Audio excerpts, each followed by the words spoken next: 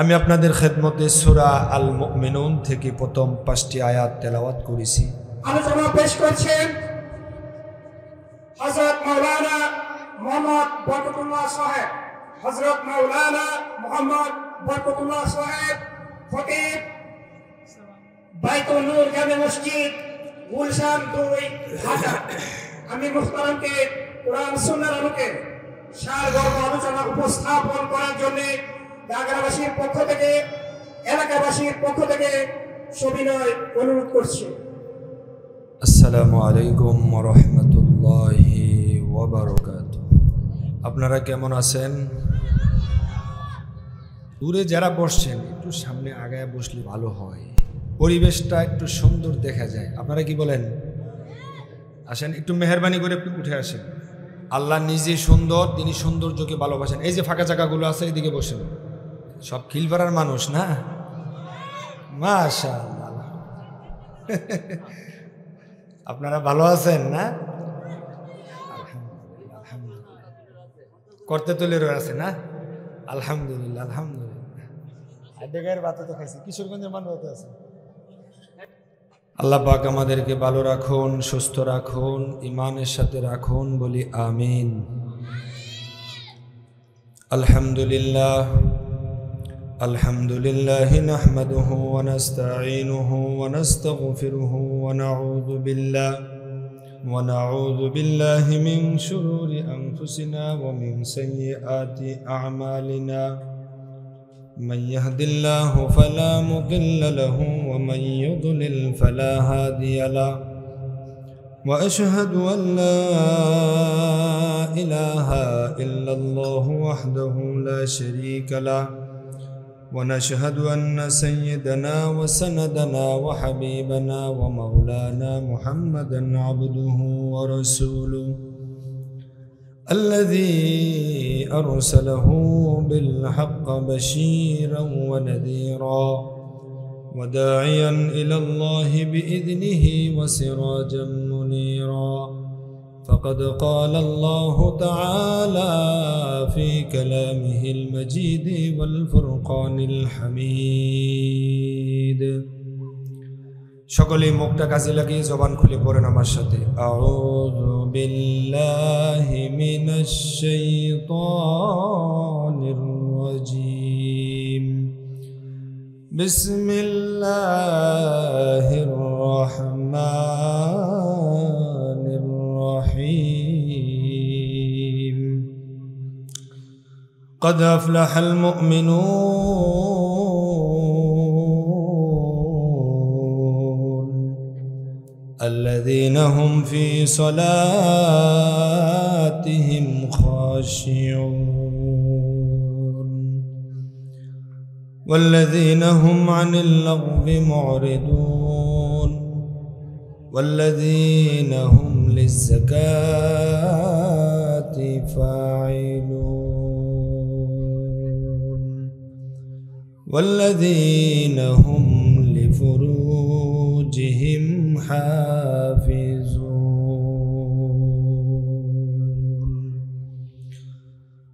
قال رسول الله صلى الله عليه وسلم ما الدنيا في الآخرة إلا أن يجعل أحدكم إصبعه هذه في اليم فلينظر بما ترجع اللهم صل وسلم وبارك عليه।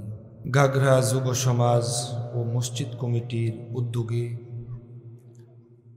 11তম বার্ষিক 3 দিনব্যাপী তাফসিরুল কোরআন মাহফিলের প্রথম দিবসের মুআজ্জাজ মুকাররম সম্মানীয় সভাপতি, খিলপাড়া দাখিল মাদ্রাসার সম্মানীয় শিক্ষক, গাগরা জামে মসজিদের সম্মানীয় ইমাম হযরত মাওলানা ওবায়দুল্লাহ সাহেব, আজকে মাহফিলের সম্মানীয় প্রধান অতিথি, জননন্দিত নেতা, নরসিংদী সরকারি কলেজের সাবেক জিএস জনাব মহসিন হোসেন বিদ্যুৎ, আজকে মাহফিলের সম্মানীয় উদ্বোধক, এই এলাকার কৃতি সন্তান, প্রাণ ফ্যাক্টরি লিমিটেডের জিএম জনাব তৌহিদুল ইসলাম করিম সাহেব, হযরত উলামায়ে কেরাম, আমার সামনে উপস্থিত দিন প্রিয় ইসলাম প্রিয় তাওহীদি জনতা, সম্মানিত পরিচালক এবং পর্দার অন্তরালের সতী সাধবী মা এবং বোনেরা, আল্লাহ তাআলার পবিত্র দরবারে লাখো কোটি শুকরিয়া জ্ঞাপন করছি যে মহান আল্লাহ সুবহানাহু ওয়া তাআলা বিগত একটি বছর পর আপনাদের সাথে এই মাহফিলে একত্র হওয়ার, হাজির হওয়ার তৌফিক দিলেন। আল্লাহ পাক আমাদেরকে সুস্থ রাখলেন, নিরাপদে রাখলেন। কোরআনের কিছু আলোচনা শোনা এবং এই তাফসীরের মাহফিলে আসা এবং বসার মন মানসিকতা যে মহান আল্লাহ দিলেন, সেই মহান আলিশান প্রভুর দরবারে সেজদা অবনত চিত্তে শুকরগুজার হচ্ছি। সকলে জবান খুলে পড়ছি আলহামদুলিল্লাহ। সম্মানিত ভাইয়েরা, সকলে আমার পরিচিত, আমিও আপনাদের সবার। এর মধ্য থেকে অনেক মানুষ দুনিয়া থেকে বিদায় হয়ে চলে গেছে। আমি কখন আপনাদের থেকে চলে যাই, আপনারা আমার থেকে কখন চলে যান, এটার বলার অপেক্ষা রাখে না। তাই আসুন, বিগত একটি বছর পর যেহেতু আপনাদের সাথে আমার সাক্ষাৎ হয়েছে, আল্লাহ সুযোগ করে দিয়েছেন, সেজন্য কোরআন এবং হাদিস থেকে কিছু কথা আপনাদের খেদমতে উপস্থাপন করব। যে কথাগুলো বলবো হৃদয়ের কান দিয়ে শুনে বাস্তব জীবনে যেন আমল করে ইহজগতে কল্যাণ লাভ করতে পারি, পরকালে যেন জাহান্নাম থেকে বেঁচে জান্নাতে যেতে পারি। আল্লাহ যেন তৌফিক দান করেন, বলি আমিন। সম্মানিত ভাইরা, আমি আপনাদের খেদমতে সূরা আল মুমিনুন থেকে প্রথম 5টি আয়াত তেলাওয়াত করেছি। বেশি বলার ইচ্ছা ছিল, শাস্তি কুলাচ্ছে না। আল্লাহ তাআলা বলেন, قد أفلح المؤمنون,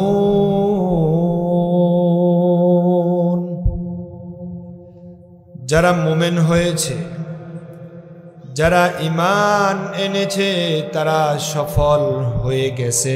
সুবহানাল্লাহ। যারা মুমিন, পৃথিবীতে মানুষের অভাব নাই।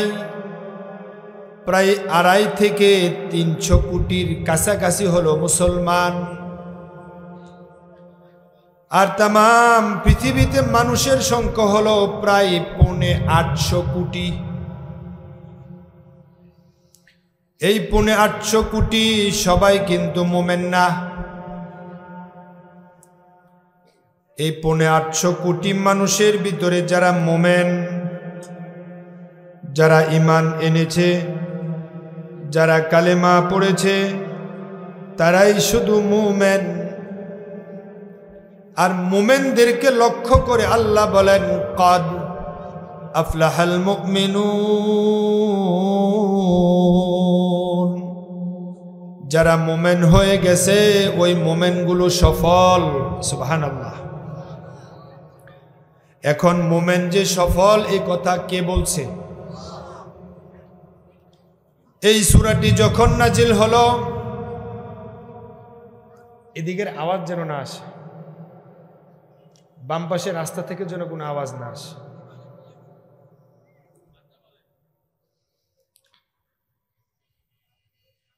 কি বলছিলাম জানি? মুমিনেরা সফল। এই সূরাটি যখন নাজিল হলো, এই সূরাটি নাজিল হয়েছে মক্কায়। মক্কায় যখন এই সূরা নাজিল হয়, তখন মক্কার পরিবেশ ভালো ছিল না। মক্কায় যারা ইসলাম গ্রহণ করত, মক্কায় যারা কালিমা পড়ত, যদি প্রকাশ পেয়ে যেত সে কালিমা পড়েছে, সে মুসলিম হয়েছে, সে ঈমান এনেছে, তার উপরে অত্যাচার, নির্যাতন, জুলুম তাৎক্ষণিক শুরু হয়ে যেত। আর মদিনায় যখন কেউ ইসলাম কবুল করেছে, তাকে চোখ তুলে রাঙাবে, তাকে চোখ তুলে তাকাবে, এই চিন্তা করার মতো মানুষও মদিনায় ছিল না।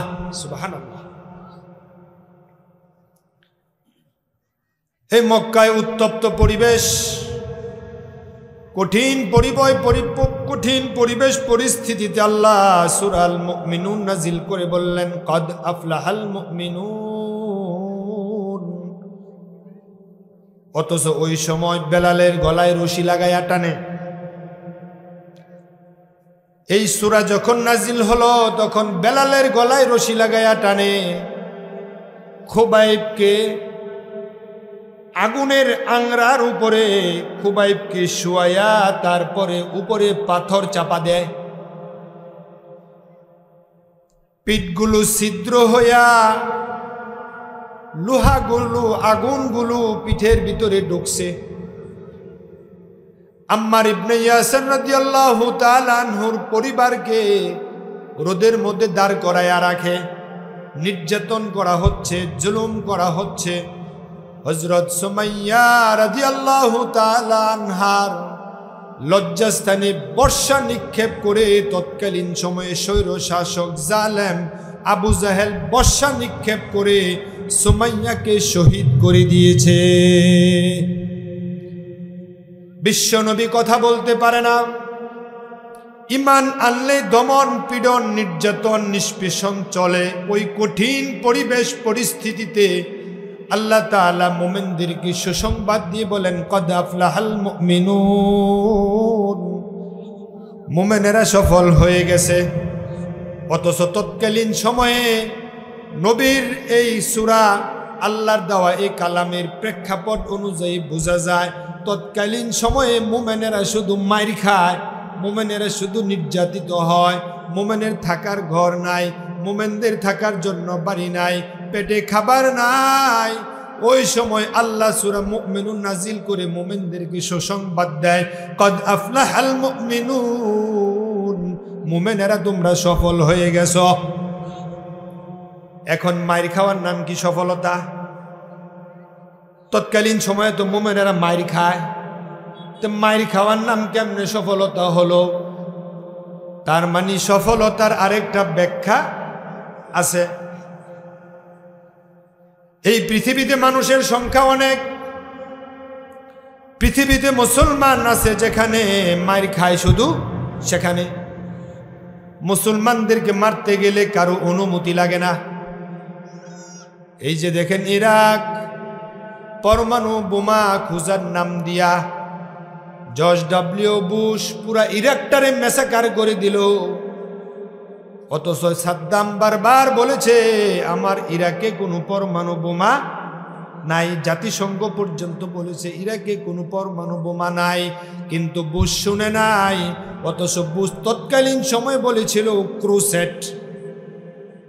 ক্রুসেড মানে কি? ক্রুসেড মানে হলো একটা ধর্মের সাথে যুদ্ধ।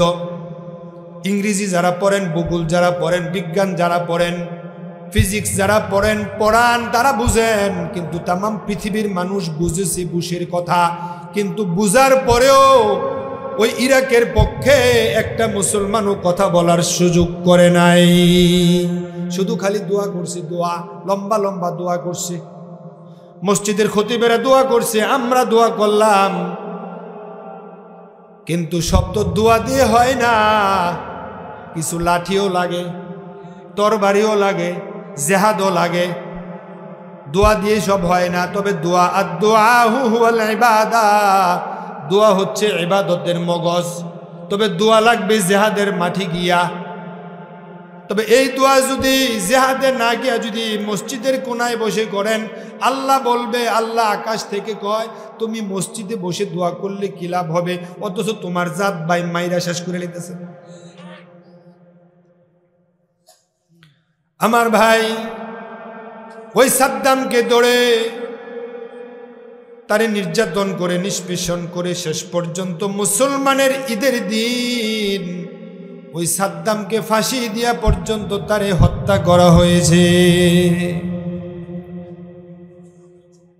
ফিলিস্তিনে মার খায়, ইরাকে মার খায়, গুজরাটে মার খায়, বাংলাদেশেও ওই 15-16 বছর মার থেকে আমরা কেউ নির্যাতন থেকে মাহরুম হই নাই।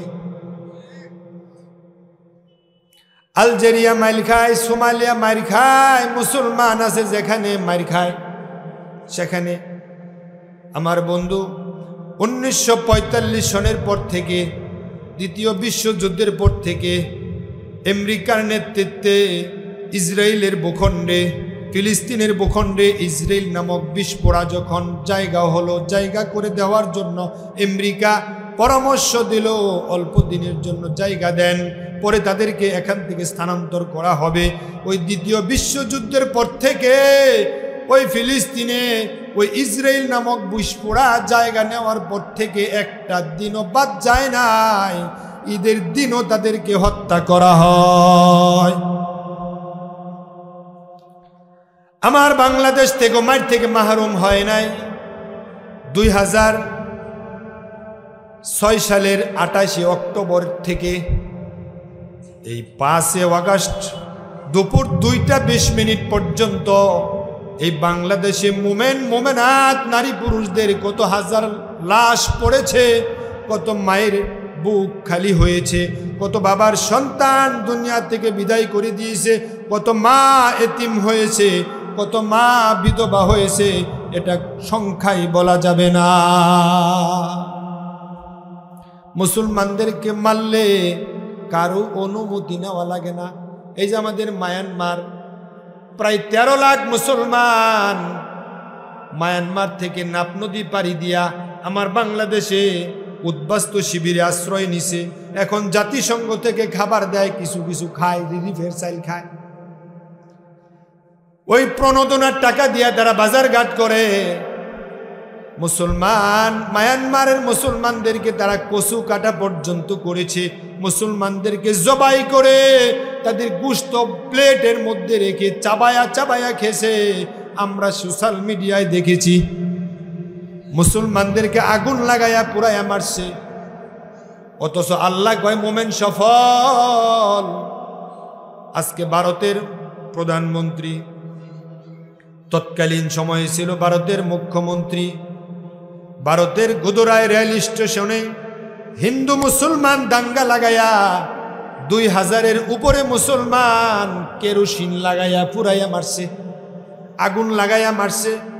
মুসলিম গর্ভবতী মায়েদের পেট কেটে তারপরে সন্তানকে আগুনে পুরাইছে, মা ডারেও আগুনে পুরাইছে।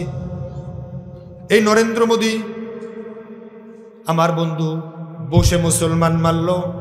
নরেন্দ্র মোদী 2000-এর উপরে মুসলমান মারল। ইসরায়েল মুসলমান এখনো মারছে, মায়ানমার মুসলমানদেরকে এখনো মারে। কিন্তু পৃথিবীর কোন স্বৈর শাসক আজও পর্যন্ত শরিক হইছে? কথা কয় না। আমরা তো গায়ের লগে ধাক্কা লাগলে, পায়ে পায়ে পা লাগলে, হুসুট খায়া একটু মাথা দিয়ে বাড়ি লাগলে, একটু হাত লাগলে আমরা তো কই সরি। কিন্তু ওই জালেমগুলো আজও পর্যন্ত শরিক হয় নাই। এখন বলেন, এই পৃথিবীতে আন্তর্জাতিক আদালত আছে না নাই?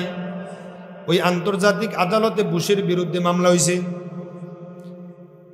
ওই আন্তর্জাতিক আদালতে ভারতের বর্তমান প্রধানমন্ত্রীর বিরুদ্ধে মামলা হয় নাই, অং সান সুচির বিরুদ্ধে মামলা হয় নাই। বাংলাদেশের যে স্বৈর শাসক ছিল 15-16 বছর মুসলমানের রক্ত দিয়া হোলি খেলছে, ওই জালেমের বিরুদ্ধে এখনো পর্যন্ত মামলা হয় নাই। কবে প্রস্তুতি চলছে? এত অত্যাচার, এত নির্যাতন মুসলমানদের উপরে, এত কঠোরতা, তারপর আল্লাহ কয় কদ আফলাহাল মুমিনুন, ও মুমিন তোমরা যারা ঈমান এনেছো তোমরা সফল হয়ে গেছো। বৌদ্ধরা মুসলমান মারে, খ্রিস্টানেরা মুসলমান মারে, ইহুদিরা মুসলমান মারে। মুসলমানদেরকে মারে না কেডা? গৌতম বুদ্ধের মহাবাণী হলো জীব হত্যা মহাপাপ, জীব হত্যা মহাপাপ। আমি রমজানে উমরায় যাওয়ার আগে কিছু রিয়াল করার জন্য গেলাম নরসিংদী বাজারে। কেমন আছেন? নরসিংদী বাজারে গেলাম রিয়াল করার জন্য। হিন্দুর দোকান, মশায় দিনের বেলা হুমানে কামড়াইতেছে। তো আমার পাশে একজন মারছে এক থাপ্পড়। আরেক হিন্দু কয়, ভাইজান মারিয়েন না। কি কয়? মারিয়েন না। আমি কইলাম মশা মারলে আপনার সমস্যা কি? মশায় তো কামড়াইতেছে, এখানে কয়েল দেওয়ার দরকার। এক পর্যায়ে ওই হিন্দু ভদ্রলোক কয় এই মশা হইছে আমগো আত্মীয়। মশা হ্যাঁ কি? আমি কইলাম মশা আমগো কি লাগে? মশা হলো আমগো শশী, আমগো আত্মীয়। আমি কইলাম ভাই কালকে আমি উমরায় যাব, তোমারে বলে গেলাম আল্লাহর ঘর ধরতে যাব। তোমরা মশা যদি তোমাদের আত্মীয় হয়, গরু যদি তোমার মা হয়, তাহলে মশা আমরা মারলে তোমাদের বেজুত লাগে, তোমাদের খারাপ লাগে। কিন্তু আমাদের জাত ভাই মুসলমান যখন মায়ানমারে 13 লাখ মানুষ যখন উদ্বাস্ত হইয়া বাংলাদেশে শিবিরে আশ্রয় নিল, ওয়াংশাং সুচি যখন মানুষদেরকে কচু কাটা করলো, সেনাবাহিনী তাদের বাড়িঘর পোড়ায়া জ্বালায়া ছারখার করে দিল, তখন তোমরা প্রতিবাদ করলা না কেন? তখন কয় হুজুর রিয়াল নিয়ে জানগা, বুঝছেন? আমি তখন বললাম ভাই জীব হত্যা মহাপাপ। কয়টা আমার গৌতম বুদ্ধের মহাবাণী, জীব হত্যা মহাপাপ। জীব হত্যা যদি মহাপাপ হয়, তার মুসলমানদের যে জবাই করলো এটা কোনটা? মুসলমানদের আগুনে পুরাইলো, মুসলমানের বাড়িঘর ভাঙলো, তখন কয় আপনার আন্তর্জাতিক আদালতে বিচার দেন। আমি কইলাম আমার আন্তর্জাতিক আদালত সিনেকেডারি ভাই। আপনি না হলে কি হবে, আরেকজন আছে না? একটু খেয়াল করেন, তারা মশা মারলে তাদের কলিজায় আঘাত লাগে, তারা কষ্ট পায়, আর আমাদের মুসলমান মারলে আমাদেরও কষ্ট লাগে না। আমরা নিমুখ হারাম হয়ে গেলাম। জীব হত্যা যদি মহাপাপ হয়, আমার তো মনে হয় জীব, মশা একটা জীব, কুকুর আরেকটা জীব, ঠিক না? ব্যাঙ একটা জীব, ঘোড়া আরেকটা জীব। জীবের যত তালিকা হয় আর ভিত্তে মানুষও একটা জীব। আশরাফুল মাখলুকাত কুনতুম খায়রা উম্মাতিন উখরিজাত লিন্নাস। ও মানুষ, সৃষ্টির সর্বশ্রেষ্ঠ তোমরা, মানবতার কল্যাণের জন্য তোমাদেরকে বানানো হয়েছে। আমার তো মনে হয় যতগুলো জীবের তালিকা আছে গৌতম বুদ্ধের মহাবাণীর কথা অনুযায়ী, আমার মনে হয় মুসলমান যে একটা জীব, এটা গৌতম বুদ্ধের তালিকার ভিতরে মনে হয় নাই। যদি থাকতো তাহলে মুসলমানদেরকে এভাবে মারার মতো কথা ছিল না। মুসলমান মার খাওয়ার পরেও মুসলমান কেন সফল? মুসলমান অত্যাচারিত হওয়ার পরেও কেন মুসলমান সফল? এই মুসলমান সফল হওয়ার পিছনে একটা মাত্র কারণ, সেটা হলো মোমেন। কষ্ট হোক, নির্যাতন হোক, নিপীড়ন হোক, অত্যাচার হোক, ফাঁসির মুখোমুখি হোক আর গুলির মুখোমুখি হোক, আর তাকে ব্রাশ ফায়ার করে তারে হত্যা করা হোক, তার জীবনের পরিসমাপ্তির শেষে যদি ঈমান নিয়ে মৃত্যুবরণ করতে পারে, ওই মোমেন্ট জান্নাত পাওয়ার মাধ্যমে হলো তার সফলতা। আল্লাহ তাআলা পবিত্র কোরআনে বলেন, ফামান যুহজিহা আনিন নারি ওয়া উদখিলাল জান্নাতা ফাকাদ ফাজ। যে ব্যক্তি জাহান্নাম থেকে নিষ্কৃতি পেল, জান্নাতে প্রবেশ করলো, সেই সফল হয়ে গেল। সুবহানাল্লাহ। যে ব্যক্তি জাহান্নাম পেল, ওই জাহান্নাম থেকে নিষ্কৃতি পায় নাই, সে সফল না ব্যর্থ? কথা বলেন। যে ব্যক্তি জাহান্নামে গেল আবার জাহান্নাম থেকে নিষ্কৃতি পেল, সে সফল না ব্যর্থ? এই সফলতা আমাদের সবচেয়ে বড় অর্জন। মোমেন জান্নাত পাওয়ার মাধ্যমে সফলতা অর্জন করবে। এই মোমেনের দাম আল্লাহর কাছে অনেক বেশি। এই মোমেন আছে বিদায় তো পৃথিবী আছে, আকাশ আছে, জমিন আছে। আল্লাহ রাসূল বলেন, মান ক্বালা লা ইলাহা ইল্লাল্লাহু সুম্মা মাতা আলাইহি দাখালাল জান্নাহ। যে ব্যক্তি কালেমা পড়বে, কালেমার উপর অটল থাকবে, অবিচল থাকবে, কালেমা নিয়ে মৃত্যুবরণ করবে, মরতে দেরি, আল্লাহর জান্নাত পেতে দেরি হবে না। যতক্ষণ পর্যন্ত একজন মোমেন পৃথিবীতে থাকবে, ততক্ষণ পর্যন্ত কিয়ামত হবে না। একজন মুমিনের দাম আল্লাহর কাবার চাইতেও বেশি। একজন মুমিনের দাম আল্লাহর আরশের চাইতেও বেশি। সুবহানাল্লাহ। আরশ আল্লাহর একটা মাখলুক, কাবা আল্লাহর আরেকটা মাখলুক। আরশ আল্লাহ বানাইছে, কিন্তু মানুষ আল্লাহ নিজে বানাইছে। এর জন্য আরশ বহন করে আছে 8 জন ফেরেশতা। এই পৃথিবীতে আদম সৃষ্টি করার পরে আল্লাহ তাআলা পবিত্র কোরআনে বলেন, ফাসাজাদাল মালাইকাতু কুল্লুহুম আজমাউন।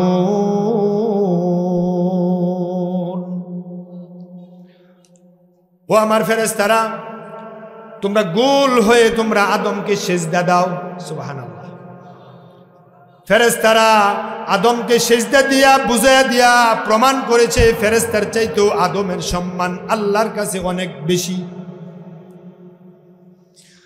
আমার আল্লাহ বলেন, ওয়ালাকাদ কাররামনা বানি আদম। আমি শুধু আদমকে সম্মানিত করি নাই, আমি আদমের সন্তানদেরও সম্মান বাড়াইয়া দিয়েছি। ওই আদম সন্তান যখন মসজিদে যায়, ওই আদম সন্তান যখন মাহফিলে যায়, ওই আদম সন্তান দিন শিখার জন্য যখন ঘর থেকে বের হয়, সহিহ বুখারী মুসলিমের হাদিস, ইন্নাল মালাইকাতা লাতাদাউ আজনিহাতাহা আরিদাল লিতালিবিল ইলম। দিন শিখার জন্য যখন ওই মোমেন ঘর থেকে বের হয়, রহমতের ফেরেশতারা তার পায়ের নিচে রহমতের পাখা বিছায়া দেয়। পাখা বিছায়া বুঝায়া দেয়, ও মোমেন, আমি ফেরেশতার চাইতেও তোমার সম্মান আল্লাহর কাছে অনেক বেশি।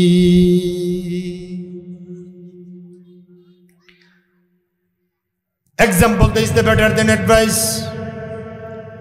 আপনার ছেলেকে যদি বিয়ে করান, বরযাত্রী নিয়ে গেছেন শ্বশুর বিয়ার বাড়ি যাওয়ার পরে এখন খাবার দাবার হবে। এখন খাবার দাবার সামনে পরিবেশন করতে গিয়া এখন আপনার ছেলে যিনি জামাই, সে ওখান থেকে ফালায়া চলে আইছে।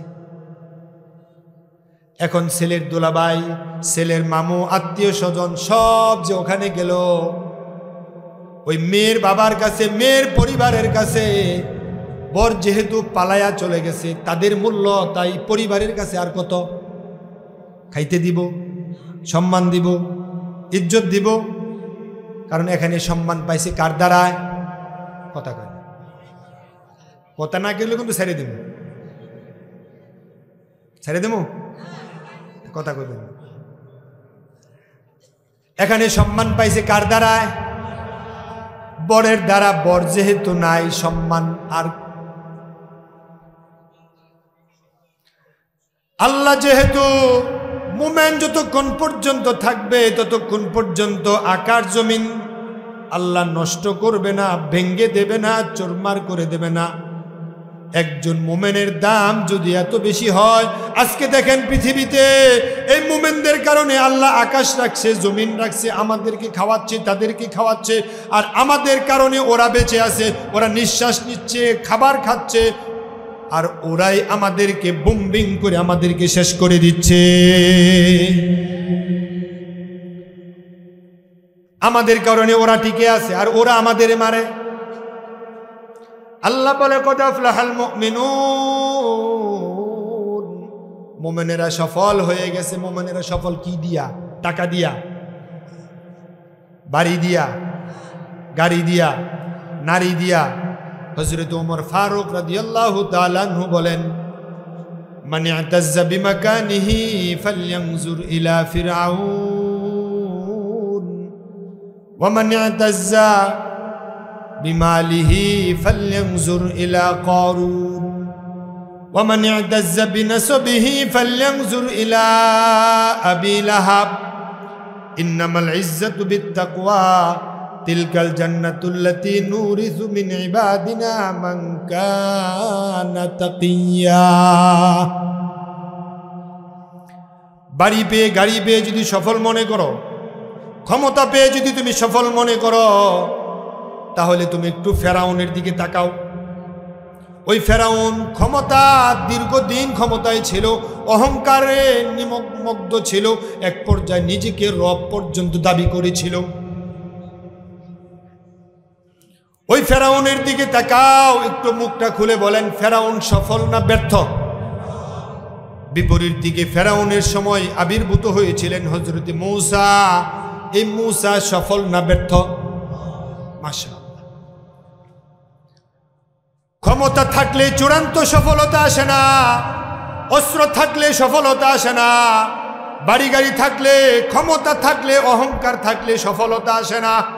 এটা ফেরাউন থেকে শিক্ষা নাও। ফেরাউন শত শত বছর ধরে এই বনী ইসরায়েলের মানুষদেরকে, ছেলেদেরকে জবাই করেছে। আল্লাহ পবিত্র কোরআনে বলেন, ইউযাব্বিহুনা আবনাআকুম ওয়া ইস্তাহয়ুনা নিসাআহুম। ছেলেদেরকে জবাই করো, মেয়েদেরকে বাঁচায় রাখো। মেয়েদেরকে দাসী বানাইবা, মেয়েদেরকে দাস বানাইবা, মেয়েদেরকে প্রয়োজনে দর্শন করবা, মেয়েদেরকে চাকরানি বানাইবা, তাদেরকে প্রয়োজনে ব্যবহার করবা, আর ছেলেদেরকে জবাই করো। কারণ ছেলেদেরকে যদি বাঁচায় রাখো আর যদি ওরা খেপে যায়, তাহলে মুসার ফেরাউনের মসনদ হয়তো নাও থাকতে পারে। তাই ফরমান জারি করলো, ছেলে সন্তান হওয়া মাত্রই জবাই করে দিবা। কিন্তু আল্লাহর খেলা বড় বোঝা দেয়। কিন্তু ওই কঠিন পরিবেশ পরিস্থিতিতেও আল্লাহ, ওই যুগে আল্লাহ মূসাকে জীবিত করে রেখেছিল, তাও লালন পালন করেছিল ফেরাউনের বাড়ি। আমার ভাই, ওই ফেরাউন এত অত্যাচার, এত নির্যাতন, এত জুলুম করেছে, শেষ পর্যন্ত ফেরাউনের পরিণতি কি হলো? ফেরাউনের পরিণতি কি হলো? ফেরাউনে কি আকাশে গেছে, না মাটির মাঝে, না পানির মাঝে? এক পর্যায়ে মূসার বিরুদ্ধে, মূসাকে ধরে আনার জন্য তাকে রেড অ্যালার্ট জারি করলো। আমার আল্লাহ মূসাকে বললেন, ফাসরি বিইবাদি লাইলান ইন্নাকুম মুত্তাবাউন। হে নবী মূসা, এই জালেমের অত্যাচার থেকে আমি আল্লাহ তোমাকে নির্দেশ দিছি, তুমি তোমার উম্মতদেরকে নিয়ে তুমি ফিলিস্তিন চলে যাও। চলে যাওয়ার পথে আল্লাহ রাস্তাও বাতলায় দিছে, আবার শয়তান যে পিছনে পিছনে যাবে সেটাও আল্লাহ নিজেই বলে দিছে। সুবহানাল্লাহ বলবেন না? আল্লাহ রাস্তাও বলে দিছে, তুমি ফিলিস্তিন যাও, তবে এই রাস্তায় যাও। তবে ফেরাউন যে পিছনে পিছনে যাবে এটাও বলে দিছে কে? এখন ফেরাউন মূসা আলাইহিস সালাতু ওয়াস সালামকে ধরার জন্য লোক লস্কর নিয়ে সামনে যাচ্ছে। সামনে গিয়ে দেখে মূসা নবীর উম্মত গতকাল রাত্রেও যারা ঈমান এনেছে, মূসা নবী বলছে, যদি আমার প্রতি ঈমান আনো তাহলে তোমরা দুনিয়ায় শান্তি পাবে, পরকালে নাজাত পাবে। শেষ পর্যন্ত রাত্রে ওহী আসলো, চলো আমার সাথে হিজরত করতে হবে। গেলাম, রাজি। কিন্তু সামনে গিয়ে দেখে লোহিত সাগর, যাবে কি করে? রাস্তা নাই, ঘাট নাই, শুধু সাগর, পানি আর পানি, জাহাজ নাই, লঞ্চ নাই, স্টিমার নাই, সাঁকো নাই। নদী সাঁতরিয়ে পাড়ি দেওয়া যায়, পুকুর সাঁতরিয়ে পাড়ি দেওয়া যায়, কিন্তু সাগর সাঁতরিয়ে পাড়ি দেওয়া যায় না। মূসা নবীর উম্মত সাগরের পাড়ি গিয়ে ভয় পেয়ে গেল। মূসা নবী ভয় পায় নাই। মূসা নবী বললেন, কাল্লা ইন্না মাইয়া রব্বি সায়াহদিন। অথচ মূসা নবীর উম্মতরা ভয় পেয়ে গেছে। তারা বললে, তোমার প্রতি না ঈমান আনলে আমাদের এই দুনিয়ায় শান্তি, পরকালে নাজাত। তুমি না বললা, এখন তো সামনের দরিয়া, তোমার উপরে ঈমান এনে দেখা যায় বিপদ। মূসা নবী বললেন, কাল্লা, কখনো নয়। কাল্লা হচ্ছে নাহুর ভাষা হরফুর রাদা, কখনো নয়। কোনো জিনিসকে চরমভাবে অস্বীকার করা, সেটা হচ্ছে কাল্লা, কখনো নয়। ইন্না, নিশ্চয়, মাইয়া রব্বি সায়াহদিন, আল্লাহ আমাদের সাথে আছে, তিনি আমাদের পথ দেখিয়ে দেবে। মূসা নবীকে বললেন, তোমাকে যে একটা লাঠি দিলাম, সাগরের মাঝে আঘাত করো। সাগরের মাঝে আঘাত করতে দেরি আল্লাহ 12টা রাস্তা বানায়া দিছে। রাস্তা দরকার কয়টা? মুখটা খুলে বলেন, রাস্তা দরকার কয়টা? রাস্তা দিছে কয়টা? মুসা নবী উম্মত নিয়ে দলবল নিয়ে ওই পারে চলে গেল। মুসা নবীর হাতে যে লাঠি ছিল ওই পারে গিয়া এই লাঠি দিয়ে আবার আঘাত করতে চেয়েছিল। জিব্রাইল বললেন, না, আল্লাহ ওহী করছে লাঠি দিয়ে আর আঘাত করা যাবে না, আঘাত করলে রাস্তা মিশে যাবে, ওই ফেরাউনের সামনে আসতে পারবে না। মুসা নবী পিপাসিত, উম্মত পিপাসিত। ওই উনে মুসা, ওখানে আল্লাহ 12টা ঝর্ণা বানায়া দিছে। আল্লাহ মুসাকে উম্মতদেরকে আকাশ থেকে খাবারের ব্যবস্থাও করে দিয়েছে। ফেরাউন, হামান, কারুন সবাই মিলে সামনে আসছে, পদাতিকরা ঘোড়া নিয়ে আসছে, সাগরের পার খাড়াইয়া। তারপরে একজনে জিগায়, কেউ স্যার রাস্তা বানাইছে কেডা? ফেরাউন কয়, হামান রে, রাস্তা বানাইছে কেডা রে? প্রশ্ন করলো কে? স্যার না বুঝে করছে। ক্ষমতায় আছে আমি, রাস্তা বানাইছি আমি। চল চল চল, ওই যে আমার মুসা চলে যাচ্ছে, তারে শুলে চড়াইতে হইব, তারে ধরে আনতে হইব। এবার বলেন, ওই সাগরের পারে আসার পরেও ফেরাউনের চিন্তা কি? ভালো না খারাপ? তাকে ধরতে হবে, তারে মারে, তারে ধরে এনে ফাঁসি দেব, তারে ধরে এনে শুলে চড়াবো। চিন্তা কত খারাপ! সাগরের পারে এসেও এই চিন্তা। আল্লাহ তাআলা বলেন, ওয়াজাওয়াজনা বিবানি ইসরাঈলাল বাহরা ফাআতবাহুম ফিরআউন ওয়া জুনুদুহু বাগয়াও ওয়া আদওয়া হাত্তা ইযা আদরাকাহুল গরাক। সাগরের পারে এসেও তার শয়তানি যায় নাই, সাগরের পারে এসেও তার কুমন্ত্রণা আমি যাই নাই, তার চিন্তা বিকৃত খারাপ এই পথ থেকে সরে আসে নাই। ঠিক আমরাও দেখলাম 15-16 বছর মুমিনদের রক্ত নিয়ে হোলি খেলছে, মুমিনদেরকে জ্বালাইছে, পুরাইছে, মুমিনদেরকে বাড়ি হারা করলো, মুমিনদেরকে ঘর হারা করলো, মুমিনদেরকে ছত্রভঙ্গ করলো, মুমিনদেরকে টিয়ার সেল মারলো, মুমিনদেরকে ধরে ধরে তারা ফাঁসির কাস্টে ঝুলাইলো, কত মায়ের বুক খালি করলো। যাওয়ার সময় কই আমার কি অপরাধ? ঠিক না? যাওয়ার সময় কই আমার কি অপরাধ? হ্যান্ডা আবার কয়, পুলিশে পারে, তোমরা পারবা না কেন? যেদিন দেশ থেকে পলাইব সেদিন সকালবেলাও মিটিং করে কয়, পুলিশে যদি পারে তোমরা পারবা না কেন? ওই ফেরাউনের চিন্তা কিছু মানুষের এখনো আছে না নাই? ফেরাউন জুলুম করেছিল, ওই ফেরাউনের উত্তরসূরি এখনো বাংলার জমিনে আবার আমরা দেখতে পাচ্ছি মাথা চারা দিয়ে উঠছে। এক জালেমকে দৌড়াইতে বেশি দিন লাগে নাই, কিছু রক্তের প্রয়োজন হয়েছে।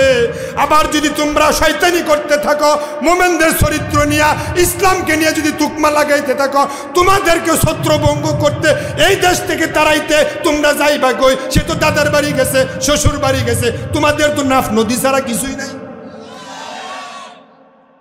বেশি লাফালাফি করো না। বিশ্ববিখ্যাত মুফাসসির বলেছিল, বেশি লাফালাফি করবা 18 কোটি মানুষ গাছের নাড়া দেবে, মামু বাড়ি দিল্লি গিয়ে ভরবা। দিল্লি ছাড়া তাদের যাওয়ার জায়গা নাই। আর তোমরা যারা নতুন করে ফেরাউন হচ্ছ, জালেম হচ্ছ, তোমাদেরকে তো আশেপাশে আশ্রয় দেওয়ার মতো কোনো মানুষ নাই, কোনো রাষ্ট্রও নাই। যাইবা কই? পলানোর জায়গাটুকু পর্যন্ত তোমাদের নাই। ভেবে চিন্তে কাজ করো, ভেবে চিন্তে কথা বলো, ভেবে চিন্তে মুখটা কন্ট্রোল করো, মুখটা কন্ট্রোল করো। সাবধান সাবধান আমার ভাই। ফেরাউন সাগরের পারে খাড়াইয়া পর্যন্ত কয়, মুসারে ধরমু, মুসারে ধরে এনে ফাঁসি দিমু। কি চিন্তা! কিন্তু যখন সাগরের মাঝে গেল, আমার আল্লাহ কয়, মুসার জন্য রাস্তা বানাইছিলাম, তোর জন্য তো রাস্তা বানাই নাই।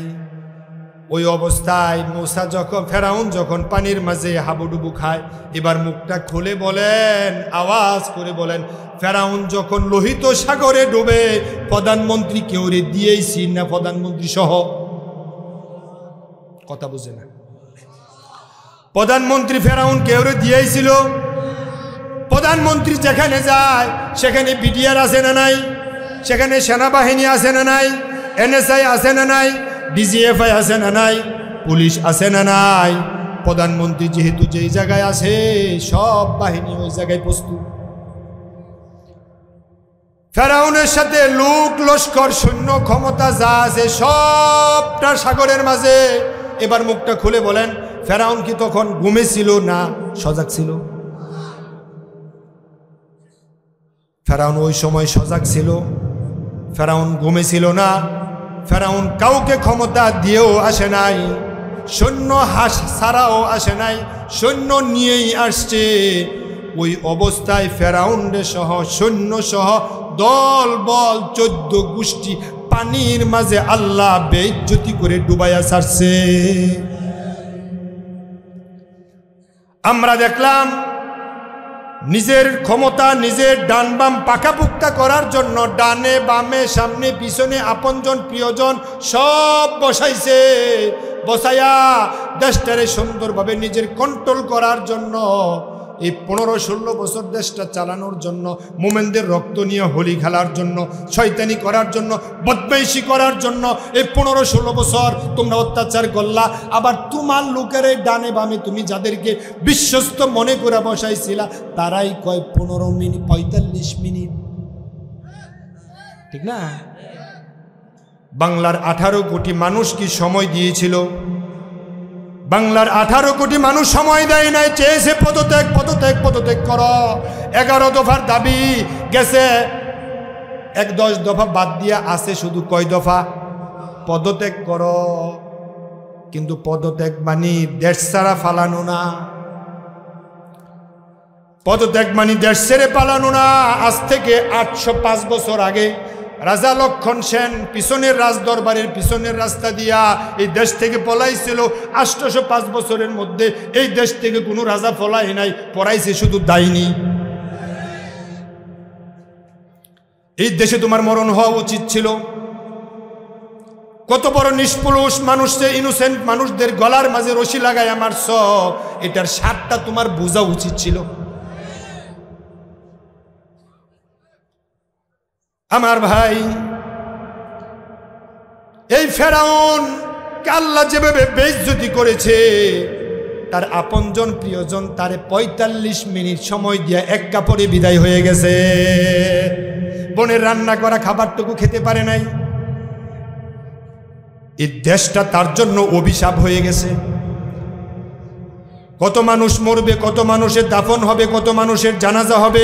আমার মন বলে এই 18 কোটি মানুষ যেভাবে ওর বিরুদ্ধে খেপেছে, এই ডাইনির বিরুদ্ধে, এই ষড়যন্ত্রকারীর বিরুদ্ধে, এই জালেমের বিরুদ্ধে যেভাবে রক্ত দিয়েছে, যেভাবে জীবন দিয়েছে, আমার তো মনে হয় এই দেশ স্বাধীন, দ্বিতীয়বার স্বাধীন হওয়ার পরে আগামী বছর পর্যন্ত এই যতদিন বেঁচে থাকবে এই দেশে তার লাশটাও দাফন মনে হয় হবে না। এই দেশের 1 ইঞ্চি মাটি পর্যন্ত তার জন্য অভিশাপ। আমার ভাই, আমরা তো 45 মিনিট দেই নাই, 45 মিনিট দিছে কেডা? তার আপনজন। আল্লাহর খেলা বড় বুঝা দায়, আল্লাহর মার খুব কঠিন। وَيَمُدُّهُمْ فِي طُغْيَانِهِمْ يَعْمَهُونَ وَأُمْلِي لَهُمْ إِنَّ كَيْدِي مَتِينٌ। আল্লাহ বলে, আমি আল্লাহ রশি দিল দেই। গুড্ডি যখন সামনে যায় পিছনে যায়, মাথা নেড়ে নেড়ে বলে আর পিছনে আসবো না। কিন্তু নাটাই যেহেতু আমার হাতে আছে, সন্ধ্যা যখন আসবে তখন এমনভাবে টান দিয়া মাটির মাঝে দপাস করে ফেলে দেবো। আল্লাহ 16 বছর 15 বছর তোমার এই সুযোগ দিছে, করো করো করো করো করো আরো করো। করতে করতে যখন দেখছে মোমেনের রক্ত পড়তে পড়তে আল্লাহর আরশ কেঁপে উঠছে, তখন আল্লাহ কয় আর ছাড় দিমু না, এবার ধরলাম। ইন্না বাতশা রব্বিকা লাশাদীদ। আল্লাহর ধরা বড় কঠিন, আল্লাহর ধরা বড় শক্ত। তারাই কইছিল বাঘে ধরলে সারে, হেই ধরলে সারে না, কিন্তু আল্লাহ তো এমন ভাবে ধরছে এখন হের খবর নেই।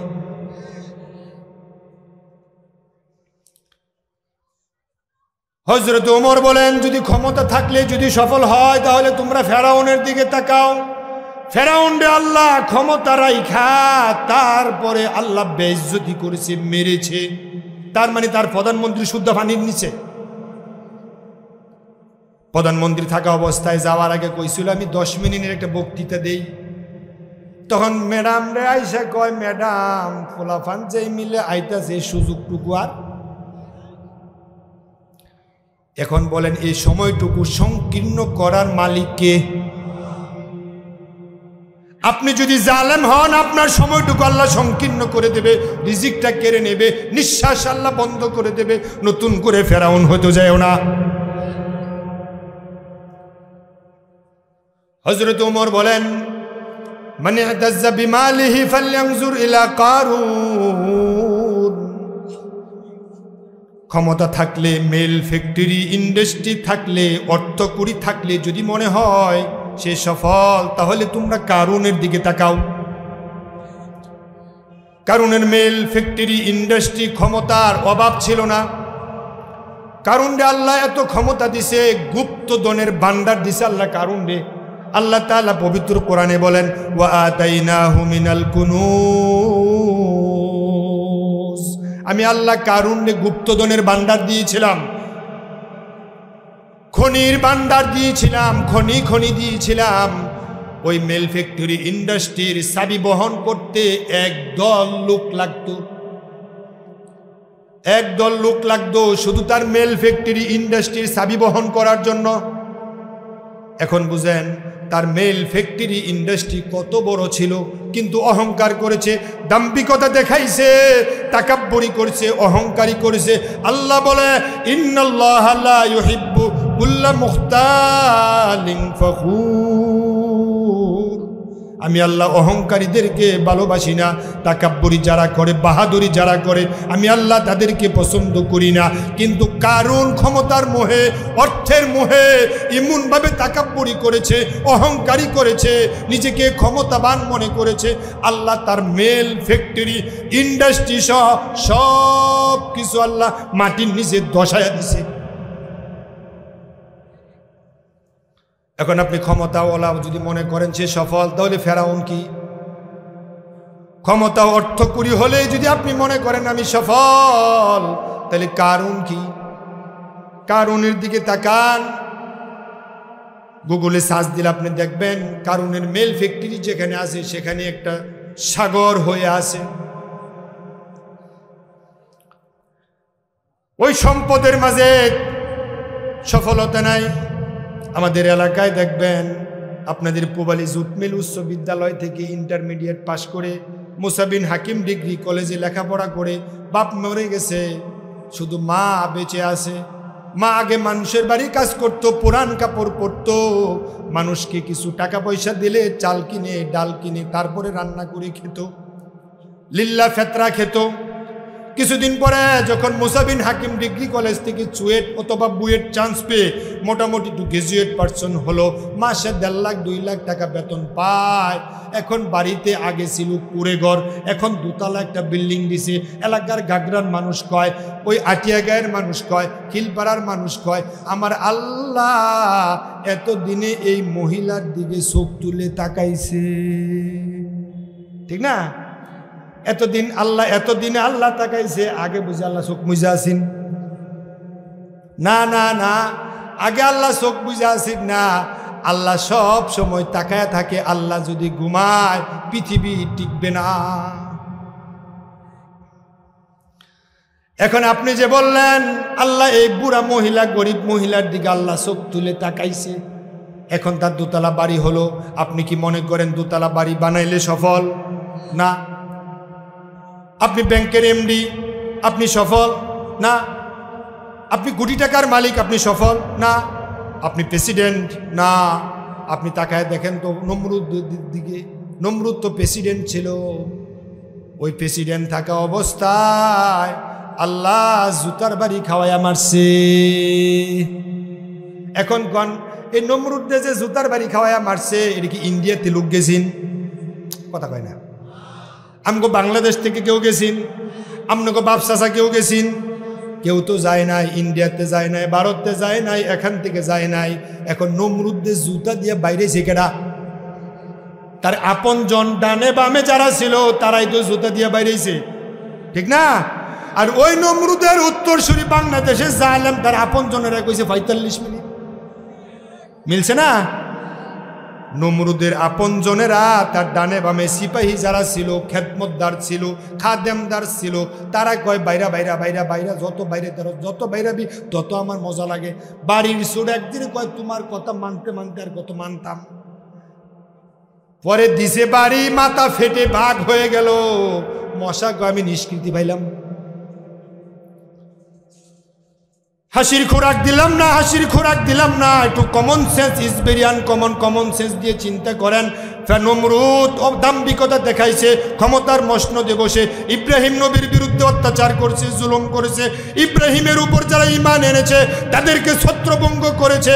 আমরাও দেখলাম বাংলার জমিনে, আমরা মিছিল করলাম, সুন্দর দাবি নিয়ে যখন রাস্তায় নামতাম আমাদেরকে টিয়ার সেল মারতো, রাবার বুলেট মারতো, আমাদেরকে ধরে জেল দিত। আমি যেখানে ছিলাম না ওই মামলার আসামিও বানাইছে, বানাইছে না?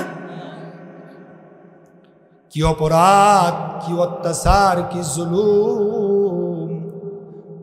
মিথ্যা মামলায় তুমি কি অন্যায় করলা, কি অপরাধ করলা! আমরা তো চর্মচক্ষু দিয়ে দেখলাম। আর স্বাধীনতার যুদ্ধের সময় ওই 50 মাইল দূর থেকে, 10 মাইল দূর থেকে, 3 মাইল দূর থেকে, 5 মাইল দূর থেকে, তাও 10 বছর, 12 বছর, 18 বছরের মানুষ ওই সাক্ষী দিয়ে বলছে অমুকে আগুন লাগাইছে, অমুকে দর্শন করছে।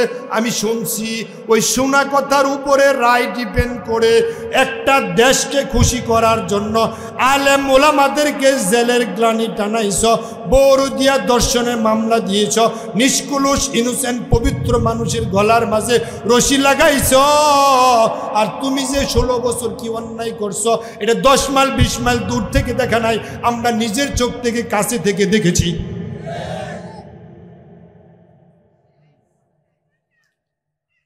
তৎকালীন সময়ে সাক্ষী পাইছো 10 জন 20 জন, আর এখন বাংলার 18 কোটি মানুষ তোমার বিরুদ্ধে সাক্ষী। আমার বন্ধু নমরুদ অহংকারী করেছে। নমরুদ অহংকারী করার কারণে আপনজন দিয়া আল্লাহ জুতার বাড়ি খাওয়ায়া তারপরে অপদস্থ করে তারপরে দুনিয়া থেকে বিদায় করেছে। ঠিক আমরাও দেখলাম বাংলার জালেম আপনজনেরা সময় বাইন্ধা দিছে 45 মিনিট। কেন রে ভাই? আমরা তো চেয়েছি শুধু পদত্যাগ করো। এই 18 কোটি মানুষের দেশে আল্লাহ তার জন্য বসবাস করা আল্লাহ নিজে হারাম করে দিছে। এই নমরুদ ক্ষমতা থাকলে নমরুদ কত অত্যাচার করেছে, ঠিক তো দ্রুপ আমরাও দেখি। ওই নমরুদের উত্তরসূরিরা আমাদের উপরে কত অত্যাচার, কত জুলুম করেছে।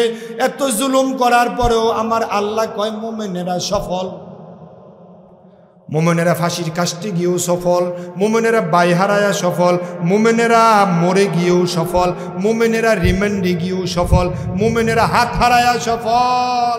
আপনি যান হাসপাতালগুলোতে, এখনো এই আন্দোলনে কত শত শত মানুষ পা হারাইছে, তাদের সাক্ষাৎকার নেন, তারা বলবে পা একটা গেলে গেছে, প্রয়োজনে আবার আর আন্দোলন করে আবার আরেক পা দিয়ে দিব। আমার ভাই, এখন আপনি দেখেন সে আন্দোলন করে স্বাদ পেয়ে গেছে। আল্লাহ বলে কদ আফলাহাল মুমিনুন, মুমিনেরা সফল হয়ে গেছে। এই মুমিন সফল কিসের মাধ্যমে? জান্নাত পাওয়ার মাধ্যমে মুমিন সফল। বেলালে যখন গলার মাঝে রশি লাগায়া টানে, আর বেলালকে যখন বলা হয় তুমি কালেমা ছেড়ে দাও, তোমার নির্যাতন করবো না, অত্যাচার করবো না, জুলুম করবো না, বেলাল কালেমার স্বাদ বোঝার পরে বেলাল বলছে আমার জীবন শেষ করে দিতে পারো, একটা সেকেন্ডের জন্য কালেমা থেকে দূরে থাকবো না।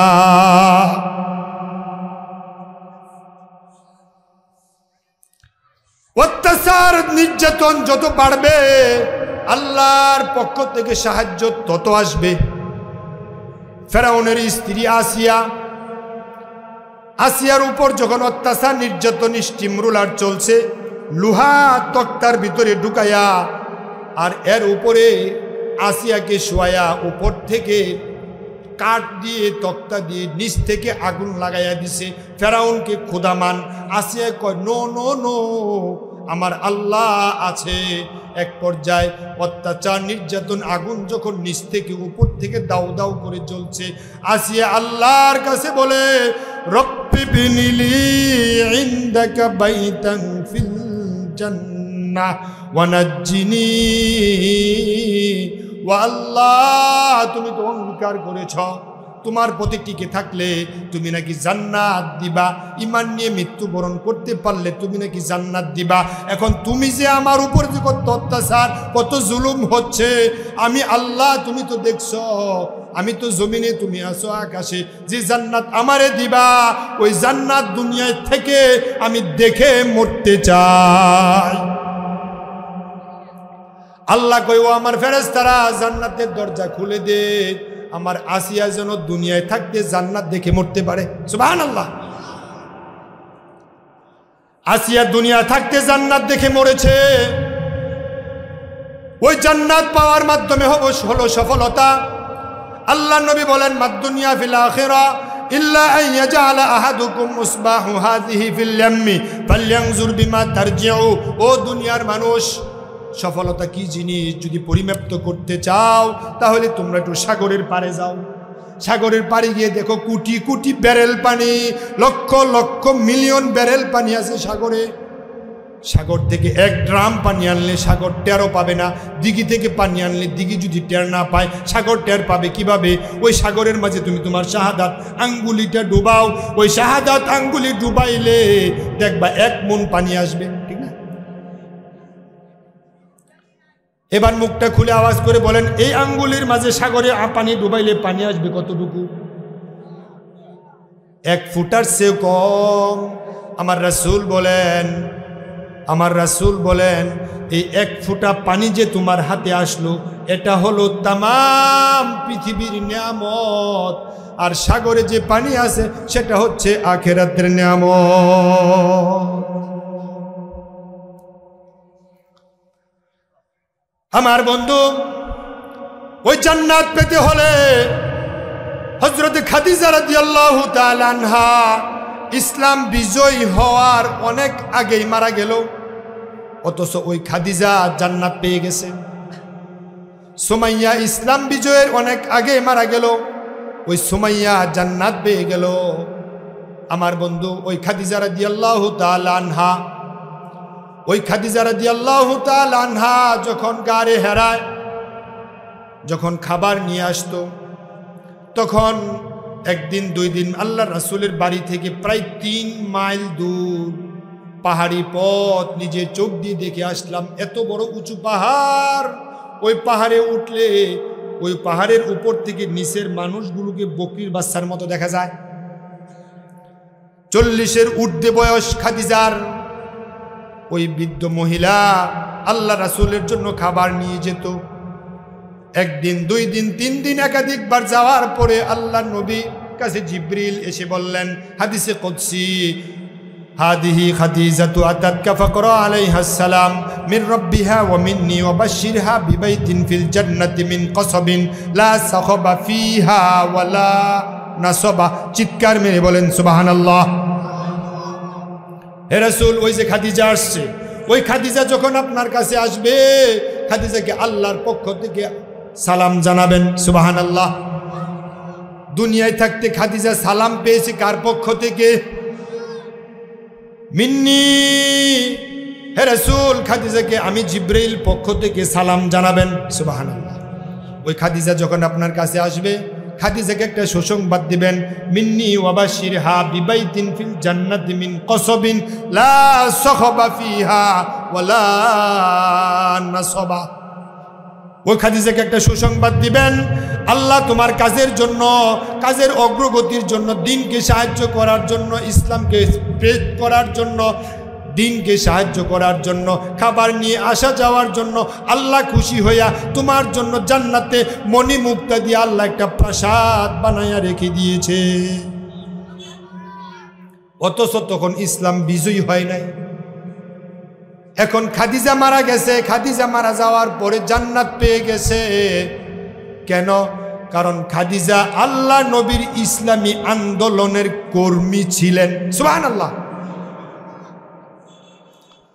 সুমাইয়া রাদিয়াল্লাহু তাআলা আনহা ইসলাম বিজয়ের আগে মারা গেছে, মক্কায় মারা গেল। আবু জাহেল লজ্জাস্থানে বর্ষা দিয়া তাকে শহীদ করে দিল। অথচ সুমাইয়া মক্কায় মারা গেল, অথচ সুমাইয়ার জান্নাত থেকে থাকে নাই। সুমাইয়া দুনিয়ায় থাকতে জান্নাত পেয়ে গেছে। এখন বলেন, জান্নাতি সুসংবাদ প্রাপ্ত সাহাবী আছে না? জান্নাতি সুসংবাদ প্রাপ্ত সাহাবী কয়জন? জান্নাতি সুসংবাদ প্রাপ্ত সাহাবী কয়জন? কিছু কিছু মানুষ বলে 10 জন। না, জান্নাতি সুসংবাদ প্রাপ্ত অনেক। 10 জন তো হলো আশারা মুবাশশারা। ওই 10 জনের ভিতরে ফাতেমার নাম নাই। ইন্নাল হাসান ওয়াল হুসাইন সাইয়্যিদা শাবাবি আহলিল জান্নাহ। ওই 10 জনের ভিতরে হাসান হুসাইনের নাম নাই, অথচ হাসান হুসাইন জান্নাতি যুবকদের সর্দার। সুবহানাল্লাহ। ওই জান্নাতি সুসংবাদ প্রাপ্ত আশারে মুবাশশার ভিতরে বেলালের নাম নাই, অথচ আল্লাহর নবী মেরাজে গিয়ে দেখে আসে বেলাল জান্নাতি। সুবহানাল্লাহ। ওই জান্নাত পেতে হলে মুমিন হওয়া লাগবে। ওই জান্নাত পেতে হলে মুমিনের কাতারে আপনার নাম থাকা লাগবে। এখন আমি দেখি এই মুমিন নামাজও পড়ে, এই মুমিন আবার মাজারে গিয়ে সেজদাও দেয়। এমন একদল মুমিন আছে না নাই? কদ আফলাহাল মুমিনুন, আল্লাহ বলে মুমিনরা সফল। এখন সফলের কিছু ক্রাইটেরিয়া আল্লাহ বলছে। দ্বিতীয় নাম্বার অপশন হলো আল্লাযীনা হুম ফি সালাতিহিম খাশিউন, যারা যাদের নামাজে খুশু খুশুওয়ালা, নামাজে যারা বিনয়ী, যারা নামাজ কাজা করে না, যারা নামাজ ছেড়ে দেয় না, নামাজ বাজ্জা জামাতের সহিত আদায় করে, ওই নামাজের জন্য কান খাড়া করে রাখে মসজিদের দিকে। কিন্তু আমার বাংলাদেশের মসজিদগুলোতে আজান হয়, আর আমার বাংলাদেশের মুসলমানগুলো পান দোকানদারে, চা দোকানদারে সিনেমার সামনে বসে বসে মোমবাতি টানে, আবার মাথায় টুপি দিয়া পর্যন্ত বিড়ি টানে। এমন একদল মোমেন আছে না নাই? শুক্রবার শুধু নামাজ পড়ে, আর বাকি 7 দিনের খবর নাই। টুপিটা মাথায় দিয়া পর্যন্ত মিথ্যা কথা বলে, এমন মুসলমানও আছে না নাই? টুপি মাথায় দিয়া ওজনে কম দেয়, এমন মুসলমান আছে না নাই? টুপি মাথায় দিয়া বিচার করে অবিচার, এমন জালেমও আছে না নাই? টুপি মাথায় দিয়া ঘুষ খায়, টুপি মাথায় দিয়া মিথ্যা কথা কয়, টুপি মাথায় দিয়া ডাইরেক্টলি জেনা করছে, এমন জালেমও আছে না নাই? এগুলা সব আকাশ থেকে আইছে, জমিনে একজনও নাই। আপনাদের ডানে বামে নাই, আপনাদের সমাজে নাই। মসজিদ কমিটির সভাপতি, মসজিদ কমিটির সেক্রেটারি ঘুষ খায়, সুদ দেয়, ঘুষের সাথে সম্পৃক্ত, আকামের সাথে সম্পৃক্ত, এমন সভাপতি সেক্রেটারিও আছে না নাই? অথচ আল্লাহ কয় আল্লাযীনা হুম ফি সালাতিহিম খাশিউন, যারা নামাজে বিনয়ী, নামাজ কাজা করে না, নামাজ ছেড়ে দেয় না। ঘুমায় গেছে, আজান চলে গেল, নামাজও শেষ হয়ে গেল, কিন্তু বাড়ির পাশের জন কেউ এসে ছেলে ফেলে নাতিপুতি এসে ডাক দিয়ে দেখে মাত্র সন্ধ্যার বাকি আছে 20 মিনিট, তাৎক্ষণিক ওযু করে নামাজে খাড়ায়। এমন মোমেন আছে না নাই? নামাজের জন্য টেনশন, নামাজ পড়তে পারলাম না, দিনটা মাটি হয়ে গেল, কি করলাম। নামাজের জন্য আফসোস করে, নামাজের জন্য মুজাহেদা করে, আয় হায় কি হয়ে গেল, আজান কখন হলো, শুনলাম না, কেউ তো আমার ডাক দিল না। তখন বউরে কয় আজান যে হলো ডাক দিলা না কেন? ছেলেরে কয় আজান যে হলো ডাক দিলি না কেন? এটা মুমিনের দ্বিতীয় বৈশিষ্ট্য। তৃতীয় নাম্বার বৈশিষ্ট্য হলো ওয়াল্লাযীনা হুম আনিল লাগবি মুরিদুন, ওই মোমেনগুলো বেহুদা অনর্থক কথাবার্তা থেকে বিরত থাকে। এটা কয় নাম্বার গুণ? কথা কয় না, কয় নাম্বার গুণ? 3 নাম্বার গুণ। এখন আপনি দেখেন, যে কথা কম কয় তার কল্যাণ, যে কথা বেশি কয় না তার কল্যাণ। রাসূল বলছেন মান সামাতা নাজা, যে চুপ থাকে সে নাজাত পায়। একাধিক কথা কইলে কথার মাঝে মিথ্যা কথাও আসতে পারে। আর শয়তান মিথ্যা কথা আপনার মুখ থেকে এমন সুন্দর করে বের করা যেন মনে হয় এটা সত্যের মতো। আর একটা মিথ্যা কথা বললে আপনার থেকে যে ফেরেশতা থাকে এই ফেরেশতা 3 মাইল দূরে চলে যায়। একটা মিছা কথা কইলে যদি ফেরেশতা যায় 3 মাইল, আপনি যে মসজিদের সভাপতি সেক্রেটারি সুদ খান ঘুষ খান, অথচ মিছা কথা কন, ইমামের চাকরি যায়, মুয়াজ্জিনের চাকরি যায়, আপনার থেকে ফেরেশতা আয় কই? আমনের লগে শুধু আয় শয়তান। কারণ বালা ফেরেশতা যখন না থাকে তখন তার লগে শয়তান থাকে, শয়তানে দিয়ে আকাম করায় কোকাম করায়। এই মুখের হেফাজত করতে হবে। আল্লাহ নবী সাল্লাল্লাহু আলাইহি ওয়াসাল্লামের কাছে কোনো এক সাহাবী এসে বললেন, ইয়া রাসূলুল্লাহ মাতাসসাহ, হে রাসূল আমার পুরা দেহের মাঝে কোন জিনিসটা আমার জন্য ধ্বংসের কারণ মনে করেন? আল্লাহ নবী নিজের আপন জিহ্বাটা বের করে বলেন, ফাখাদাল লিসান, তোমার এই দেহের মাঝে সবচেয়ে তোমার দুশ্মন হচ্ছে তোমার নিজের আপন জিহ্বা। এই জিহ্বা দিয়া দেশ জয় করা যায়, আর এই জিহ্বা দিয়া কারাগারে পর্যন্ত যাওয়া লাগে, দেশ ছাড়া পর্যন্ত হওয়া লাগে। ছেলেদের 6 দফা দাবি যদি মাইনা নিতা, আর যদি খালি এটা না কইতা মুক্তিযোদ্ধার নাতি পুত্রের চাকরি না দিয়া শুধু রাজাকারের বাচ্চা করে চাকরি দিব নাকি, এই কথাটাই তোমার জন্য কাল হয়ে গেছে। ঠিক না ঠিক না ঠিক না? এটা মুখের অপব্যবহার, এটা মুখের অপব্যবহার। এই কথাটার কারণে তোমার গদিয়া টিকে নাই, তাই মুখটা কাজে লাগাবেন, খুব সাবধান। এই মুখের অপব্যবহার করবেন, খুব সাবধান। মুখ দিয়ে অনর্থক কথা বলবেন না, বেফাস কথা বলবেন না, অনর্থক কথা বলবেন না। এই মুখের হিসাব হবে, আল্লাহ মুখের উপরে উল্টায় হাঁটাবে। আল্লাহ হাসরের দিন মুখটাকে আল্লাহ বন্ধ করে দিবে, আল্লাহ মুখের উপরে আপনাকে হাঁটাবে। ওয়াল্লাযীনা হুম আনিল লাগবি মুরিদুন, যারা মুমিন হবে তারা বেহুদা অনর্থক কথা বলবে না। এখন আমি চাই আপনারা যদি মুমিন হন, বেহুদা অনর্থক আজে বাজে কথা মুখ থেকে বলবেন না বন্ধ করবেন? কইন, ঠিক মতোই কইন। যদি কন তাহলে মুমিনের কাতারে নাই। আমি আবার বললাম, এই মুখ দিয়া অনর্থক কথা বন্ধ করবেন না বলবেন? বন্ধ করবেন না বলবেন? যদি বন্ধ করেন তাহলে মুমিনের আরেকটা গুণ আপনার মাঝে পাওয়া গেল। ওয়াল্লাযীনা হুম লিয-যাকাতি ফাইলুন, যারা মুমিন হবে তারা যাকাত দেবে। মুমিন হলে যাকাত দেবে বিষয়টা এমন নয়। মুমিনের উপরে যাকাত ফরজ হওয়া লাগবে। এমন গরিব মুমিন আছে যাকাত খাওয়ার মতো উপযুক্ত, আছে না নাই? ওই মুমিনের উপর তো যাকাত ফরজ না। যে মুমিন ধনী, যাকাত দেওয়ার মতো উপযুক্ত, ওই মুমিন আরেক মুমিনকে যাকাত দেবে। এখন আমরা দেখতে পাই যাকাত দেয় মাত্র 2 লাখ, 2.5 লাখ, 5 লাখ টাকার মালিক যদি হয়, তখন হুজুরের কাছে গিয়ে জিগায়, হুজুর যাকাত জানি কেমনে দেয়, যাকাত কত পার্সেন্ট দেয়? হুজুর কয় 2.5% হারে যাকাত, 1 লাখ টাকা হলে 2,500। তখন আমি চিন্তা করলাম 1 লাখ টাকা যদি 2,500 হয় তাহলে দিতে তো কোনো সমস্যা নাই। কিন্তু যখন গোরাশাল প্রাণ ফ্যাক্টরির মতো মালিকের মতো এমন ধনী মানুষ হয়, বুইগা আঙ্গুল ফুলে যখন কলা গাছ হয়, 10 টাকার গরিব যখন 1 কোটি টাকার মালিক হয়, তখন যাকাত দেয় লামসাম। দিলে দেয়, না দিলে নাই। যাকাত দেয়, যাকাতের শাড়ি দেয়, লুঙ্গি দেয়, অথচ যাকাতের শাড়ি লুঙ্গি ইসলামে নাই। আপনার উপরে যে যাকাত পাবে, আপনি যাকে যাকাত দেবেন, যার উপরে আপনার উপরে যাকাত ফরজ, এখন কি শাড়ি ফরজ না অর্থ দেওয়া ফরজ? তাহলে আপনি যাকাতে শাড়ি দেন কই, লুঙ্গি দেন কই, কারে দেন? যাকাত হলো না। যাকাত দেওয়া যেমন ফরজ, গুনে গুনে হিসাব করে যাকাত দেওয়া ফরজ।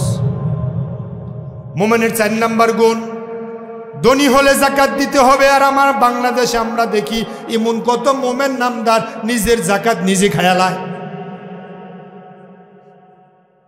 নিজের জাকাত নিজে খায়, ওসর পর্যন্ত দেয় না, জাকাত ঠিক মতো পর্যন্ত দেয় না, তোমার জন্য জাহান্নাম অপেক্ষা করছে। তুমি নামাজ পড়ো নাই, নামাজের হিসাব আল্লাহ মাফ করলে করতেও পারে, অত যদি আল্লাহ যদি শাস্তি দেয় জাহান্নামে নিয়া তারপরে শাস্তি দিবে। রোজা রাখো নাই, রোজার শাস্তি আল্লাহ হয় প্রকাশ্য দিবে, নাহলে জাহান্নামও নিয়া তারপরে দেবে। কিন্তু তুমি অন্যায় করেছ, অন্যায়ের শাস্তি আল্লাহ জাহান্নামে নেওয়ার পরে তারপরে আল্লাহ শাস্তি দিবে। কিন্তু জাকাত না দেয়া তুমি যদি মারা যাও দোস্ত, তাহলে আল্লাহ তোমারে কোটি কোটি মানুষের সামনে হাসরের মাঠে আল্লাহ তোমারে বেইজ্জতি করবে। তাহলে নামাজ রোজা হজ্জের চাইতে বেশি শাস্তি হবে জাকাত না দেওয়ার জন্য। তবে জাকাতের শাস্তি সবার জন্য হবে না। যারা হিসাব করে জাকাত দেয় তারা পবিত্র হয়ে গেল, সম্পদ পবিত্র হয়ে গেল। এখন জাকাত যারা লামসাম করে দেয়, নিজেও খায়, লামসাম করে দেয়, তাহলে নিজের দেহে হারাম পর্যন্ত ঢুকছে। তাহলে হারাম দেহে ঢুকাইয়া এই মসজিদে নামাজ পড়লে কি কাম হইব? এ হারাম ঢুকাইয়া হারাম খায়া আপনি মসজিদে গেলে কি কাম হইব? বাংলাদেশ জোটমেল এটার মধ্যে এমন ফাঁকিবাজি হয়, চাকরি না কইরাও অ্যাবসেন্ট দেয়, হাজিরা দেয়, চাকরি না কইরাও হাজিরা দেয়, আছে না? 200 টাকা পিছন দিয়ে ধরাইয়া দিলে তারপরে কয় তুই আইসত। হ্যাঁ, চাকরি না কইরাও হ্যাঁ চাকরি করছে। চাকরি যায় অবস্থায়, এই অবস্থার মাঝেও তার চাকরি থাকে। এখন পিছন দিক দিয়ে যে টাকা দিল, পয়সা দিল, হাদিয়া তোহফা দিল, এটা কি হালাল না হারাম? তা হারাম টাকা মসজিদে দিলে কি কাম হইব? হারাম টাকা দিয়ে এসি দিলে কি কাম হইব? হারাম টাকা দিয়ে মসজিদে মার্বেল পাথর লাগাইলে কি কাম হইব? হারাম টাকা দিয়ে ফ্যান দিলে কি কাম হইব? হারাম টাকা দিয়ে টাইলস কিনে দিলে 620 টাকা করে যদি টাইলস হয়, আমি দিলাম 5টা, আপনি কয়টা দিবেন? আমি দিলাম 2টা, কিন্তু আমার মতো 6টা দেওয়ার মতো ক্ষমতা আপনার নাই। কিন্তু আপনি নিজেও জানেন আমি যে হারাম খাই, আমি যে সুদ খাই, আমি যে ঘুষ খাই, আমি যে জেনা করি। তাহলে সমাজ তুমি দায়ী, তোমরা দায়ী। তোমরা এই সুদখোরের কাছ থেকে, ঘুষখোরের কাছ থেকে পবিত্র জিনিসের টাকা নিয়া মসজিদ পবিত্র রাখবা, টাইলস বানাইবা, হারাম টাকা তাতে নিয়া কেন টাইলস লাগাইবা? এটা তো হ্যাঁ দায়ী না, তোমরা দায়ী, সমাজ দায়ী। তাইলে এই পাক জায়গাটা না পাক তো শুধু ওর টাকায় হয় নাই, আপনার সহযোগিতা হয়েছে। আপনি নিজে জানেন, হ্যাঁ মায়েরে বাদ দেয় না, বাফেরে বাদ দেয় না, এ হারাম খায়, সুদ খায়, তো ওর থেকে টাকা আপনি নিয়ে মসজিদের টাইলস কেনার কি দরকার? এ বাবা দেওয়ার কোনো দরকার নাই, এই সাধুবাদ পাওয়ার কোনো দরকার নাই। আজকে তো মসজিদ হয়ে গেছে সমাজের আলোকে মসজিদ। মসজিদগুলো হওয়া উচিত ছিল মসজিদের আলোকে সমাজ। আজকাল মসজিদের ইমামরা হক কথা বললে চাকরি থাকে না, জালেমরা মাথা চারা দিয়া মসজিদের সভাপতি সেক্রেটারি হয়, কথা কইলে কলজার ভিত্তে গিয়া লাগে। তখন কয় হুজুরে আমারে দেখছে, আমারে ধরছে, সারছে, দেখমু বেতন কেমনে বাড়ে। এমন ঘুষখোর, সুদখোর, আকামের সাথে সম্পৃক্ত, জেনার সাথে সম্পৃক্ত এমন সভাপতি সেক্রেটারি আছে না নাই? লাঠি মেরে বের করে দেন এদেরকে মসজিদ থেকে। পারা যাবে না বলছে কে? এখন তো পারার সময়, ঠিক না? ঠিক। এই অপদার্থ অযোগ্য লোক যদি মসজিদ কমিটির দায়িত্বশীল থাকে, তুমি ইমানদার, তুমি কেডা কইছে মোমেন? তুমি ব্যর্থ মোমেন। অথচ আল্লাহ কয় মোমেনরা সফল, মোমেনেরা প্রতিবাদী হয়, মোমেনেরা নিজেরা অন্যায় করে না, অন্যায়কে আশ্রয় প্রশ্রয় দেয় না। কিন্তু আপনি নিজেও জানেন তারে কেমনে পথ দিলেন, তার থেকে কেমনে টাকা নিলেন। খিলপাড়ার মসজিদের মাইক দিয়া তখন আমি এক সময় বলছিলাম, একবার না 3 বার বলছিলাম, আপনারা শুক্রবার দিন হলে তো কত দোয়া, পুরা সমাজের দোয়া আমার করা লাগছে। এই মেম্বার কত কমে গেলে, পুরা সমাজের দোয়া আমার শুক্রবার দিন একলা করা লাগে। আপনারও তো সাক্ষী আছেন না? মসজিদের মাইক দিয়ে আমি একবার না একাধিকবার বলছিলাম, আপনারা যদিও হারাম খান খায়েন না, যদিও হারাম খান কিন্তু আমারে খাওয়ায়েন না, কইছিলাম। কারণ যদি আমারে দিয়া হারাম খাওয়ান তাহলে সবার মার জন্য বাবার জন্য দোয়া করলে কবুল হইতো না, কইছিলাম কি না? তাহলে আপনি নিজেও হারাম খান, ইমামরেও খাওয়ান, দোয়া করলে দোয়া কবুল হবো কেমনে? হারাম নিজেও ছাড়তে হবে, হারাম খাওয়া থেকে বিরত থাকতে হবে, কাউকে হারাম খাওয়ার জন্য উৎসাহিত করা যাবে না, এটা অন্যায়, এটা অপরাধ। আল্লাহ রাসূল বলেন, লা ইয়াদখুলুল জান্নাতা লাহমুন নাবাতা মিনাস সুহুত ওয়া কুল্লু লাহমিন নাবাতা মিনাস সুহতি ফাকানাতিন নারু আওলা বি। লা ইয়াদখুলুল জান্নাহ, যে দেহ হারাম খায়, যে দেহ রক্ত হয়েছে হারাম টাকা দিয়া, হারামের মাছের টাকায় রক্ত হলো, চর্বি হলো, খাসির চর্বি খেয়ে পেট মোটা হলো, তরুতাজা হলো, আল্লাহ রাসূল বলেন লা ইয়াদখুলুল জান্নাহ, ওই দেহ আল্লাহর জান্নাতে যাবে না।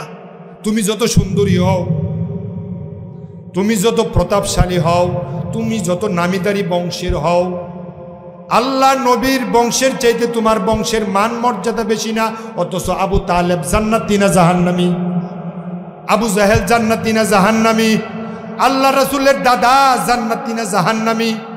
আপনি যান মসজিদের সভাপতি, মসজিদের সেক্রেটারি হইয়া আপনি বাবা গণ, আমি মসজিদের এই বানাইছি, এই বানাইছি, আমার আমলে এই হইছে, এই হইছে, কত কিছু হলো। আপনি জান্নাত মুছে তেল দিয়া রেডি হয়ে আছেন, জান্নাতের গাছের কাঁঠাল খাইবেন, কষ যেন না লাগে। আপনি মসজিদের সভাপতি হইয়া বসে আছেন, ইমামকে সম্মান করেন, হাদিয়া দেন, তোহফা দেন, আর ইমাম আপনার জন্য দোয়া করে। আমার ভাই, আমি আপনাকে বলতে চাই, আল্লাহর ঘরের মুতাওয়াল্লি ছিল আবু তালেব, জান্নাত কপালে। তাহলে আপনি বাঙ্গা মসজিদের সভাপতি হইলে জান্নাত দেয় কেডা? ওয়াল্লাযীনা হুম লিয-যাকাতি ফাইলুন। মুমিনের চতুর্থ নাম্বার গুণ হলো মুমিন কড়াই গন্ডায় হিসাব করে যাকাত দিবে। যাকাত দিলে সম্পদ পবিত্র হয়, যাকাত দিলে সম্পদ বাড়ে। আপনাদের খিলপাড়া থেকে এক দেড় বছর আগে আমাকে একজন ফোন করে বলল, হুজুর এখন আমি কি করব? আমি বললাম 52.5 তোলা রূপ্য, 7.5 তোলা স্বর্ণ এবং 52.5 তোলার রূপের অনুমান অনুযায়ী, পরিমাণ অনুযায়ী যদি তোমার 3 লাখ টাকা হয়, ভাই তুমি যাকাত দাও। কারণ তুমি এমন ব্যক্তিরে যাকাত দিবা যেই বেড়া 10,000 টাকার মালিকও না। তোমার হাতে তো 3 লাখ টাকা আছে, তার হাতে তো 5,000 নাও নাই। এই জন্য যাকাত হিসাব করে দিতে হবে। যাকাত যদি না দেন, আপনি কত সুন্দর করে ইফতারি খান, ইফতারিটা পর্যন্ত কবুল হবে না, রোজাটা কবুল হবে না। এই যাকাত হচ্ছে গরিবের হক, নামাজ আল্লাহর হক, যাকাত হচ্ছে গরিবের হক। গরিবের হক না দিয়া যদি মারা যান, কোটি কোটি মানুষের সামনে, লক্ষ লক্ষ কোটি কোটি নবীর সামনে আপনাকে অপমানিত করা হবে। এই যাকাত দিতে হবে কড়াই গন্ডা হিসাব করে। যাকাত যদি আপনি না দেন, আমার আল্লাহ পবিত্র কোরআনে বলেন, ইয়াউমা ইউহমা আলাইহা ফি নারি জাহান্নাম ফাতুকওয়া বিহা জিবাহুহুম ওয়া জুনুবুহুম ওয়া যুহুরুহুম হাযা মা কানাজতুম লিআনফুসিকুম ফাযুকু মা কুনতুম তাকনিজুন। এই যাকাত না দিয়া তুমি যদি মারা যাও, তোমার সম্পদগুলোকে আল্লাহ লোহার পাত বানাবে। লোহার পাত বানায়া দেখবেন কুরবানির সময়, কুরবানির আগে আপনারা কামারের দোকানে যান, কামারের দোকানে গেলে কামারওয়ালার দাগ, কুড়াল, খন্তা, চাপাটি এগুলা আগুনের ভিতরে ঢুকায়, আগুন দিয়ে ফোড়ায়। আগুন দিয়ে ফোড়াইলে টকটক করে যখন লাল হয়, তখন হাতুড়ি দিয়া পিটায়, পিটাইয়া তারপরে পাত দিয়া ঘষে, এটাকে ধারালো বানায়। আমার আল্লাহ বলেন, যাকাত না দিয়া যদি মারা যাও, তাহলে তোমার এই সম্পদগুলো হাসরের মাঠে জাহান্নামের আগুনে জ্বালায়া পুরাইয়া তারপরে তোমার পৃষ্ঠ দেশে পার্শ্ব দেশে কপালের পাশে তোমাকে সেকা দিয়ে বলবে হাযা মা কানাজতুম লিআনফুসিকুম ফাযুকু মা কুনতুম তাকনিজুন। যাকাত না দিয়ে যেহেতু আসছো, এখন স্বাদ খাও, মজা নাও। এই শাস্তির হবে হাসরের মাঠে। এখন যাকাত যতটুকু আপনার উপরে হয়েছে এটার হিসাব করে যাকাত দেওয়া দরকার আছে না নাই? যাকাত দেওয়া নফল না ফরজ? কথা কয় না। যাকাত দেওয়া নফল না ফরজ? এটা ইসলামের বিধান। ইসলামের 5টা স্তম্ভ, কালেমা, নামাজ, রোজা, হজ, যাকাত। এর ভিতরে দেখেন ইসলামের 5টা স্তম্ভের ভিতরে যাকাত অন্যতম একটা ফরজ বিধান। এই বাংলাদেশে যদি যাকাত দেওয়া সিস্টেম মোতাবেক যদি যাকাত দিত, যাকাত তো হয়, যাকাত তো দেয়, মানুষ দেয়, আমিও দেই, আপনি দেন, কিন্তু যাকাত দেওয়া উচিত। রাষ্ট্র যাকাত আমার থেকে আপনার থেকে আদায় করবে। রাষ্ট্র আমার থেকে আদায় করে নরসিংদী ডিসির মাধ্যমে যাকাত আদায় হবে। দেখা গেছে এই নরসিংদীর মাঝে প্রায় 1.5 কোটি মানুষ। এখন যাকাতের তালিকা করা হোক, কে কে কার উপরে যাকাত ফরজ। যাকাত ফরজ করার পরে হিসাবের তালিকা করে এখন হিসাব করে 2.5% করে তুমি যাকাত দাও। 5 লাখ টাকার মালিক তুমি 10,000 টাকা যাকাত দাও। 1 কোটি টাকার মালিক যাকাত দাও। যাকাত দিয়া এখন এই গোরাশাল বেল্টে, পলাশ বেল্টে, মনোহরদী বেল্টে, শিবপুর বেল্টে প্রত্যেকটা থানায় টিউনোর মাধ্যমে, এসিলেন্টের মাধ্যমে লিস্ট করুক। লিস্ট করে তারপরে বলা হোক যে তুমি যেহেতু যাকাত খাওয়ার উপযুক্ত, তোমাকে যাকাত দিলাম, এই নেও তোমাকে 50,000 টাকা যাকাত দিলাম, অথবা একটা গরু কিনে দিলাম, অথবা একটা গাই গরু কিনে দিলাম, একটা ঘর করে দিলাম, একটা সেলাই মেশিন কিনে দিলাম, তোমাকে একটা গাই গরু কিনে দিলাম। আগামী 5 বছর তোমাকে আর যাকাত দেওয়া হবে না। তোমাকে একটা মুদি দোকান দিয়ে দিলাম, প্রতিদিন তুমি যদি 50 টাকা করে জমাও, মাসে 1800 টাকা। 100 টাকা করে জমাইলে মাসে 1500 টাকা। 100 টাকা করে জমাইলে মাসে 3000 টাকা। তোমাকে 1 লাখ টাকার পুঁজি দিলাম, 1 লাখ টাকার পুঁজি দিয়ে তোমাকে ব্যবসায় বসায় দিলাম, আর তোমাকে যাকাত দেওয়া হবে না। এখন দেখেন এই লোকটা যদি এইবার যাকাত খাইলো, এবার আপনি যাকাত দিলেন, সরকার যাকাত দিল, সে নিল, নিয়া এখন 1 লাখ টাকার পুঁজি খাড়াইয়া অথবা 50,000 টাকা একটা গাই গরু কিনে দিলেন, দুধ দুয়াইলো, দুধ খাইলো, দুধ বেচলো, কিছু আয় করলো। এখন সামনে 1 বছর 2 বছর যাওয়ার পরে এই লোকটাই দেখবেন যাকাত দেওয়ার মতো উপযোগী হয়ে যাবে। যাকাত খাবে না যাকাত দেবে?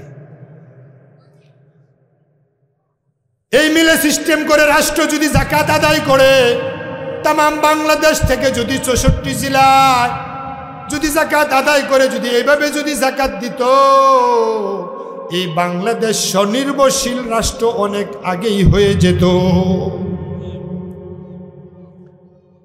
ওমর রাদিয়াল্লাহু তাআলা আনহুর সময়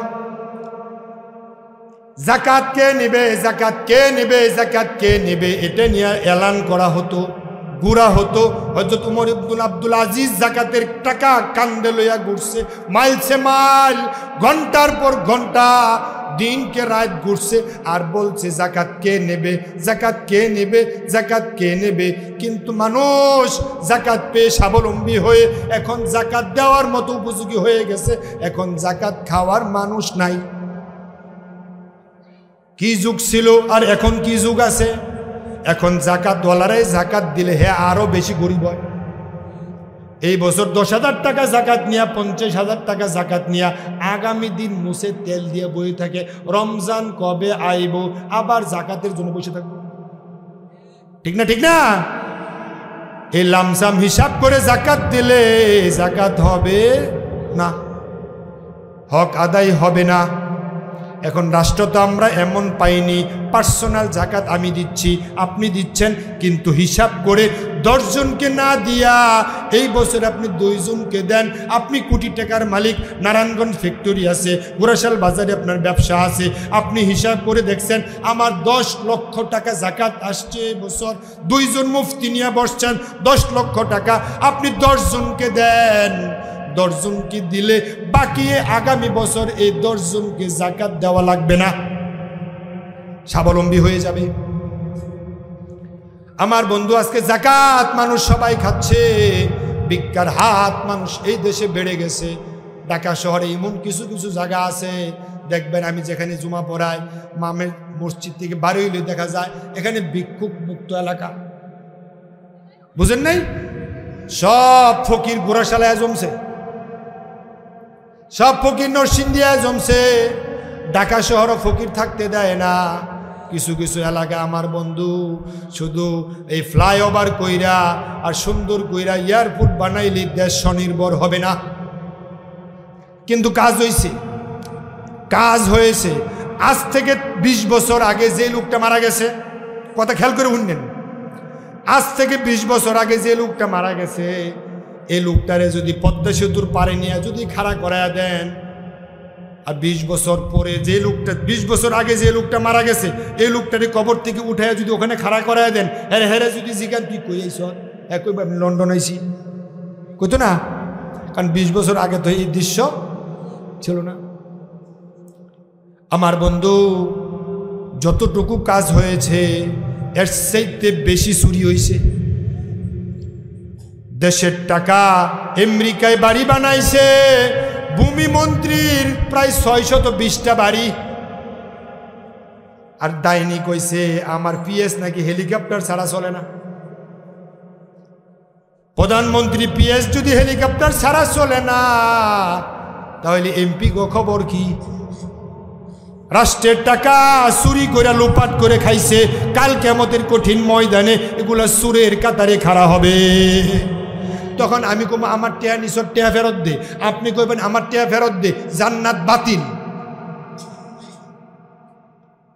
দুনিয়ায় মাপ চলবে, পরকালে কেউ কাউকে মাপ করবে না।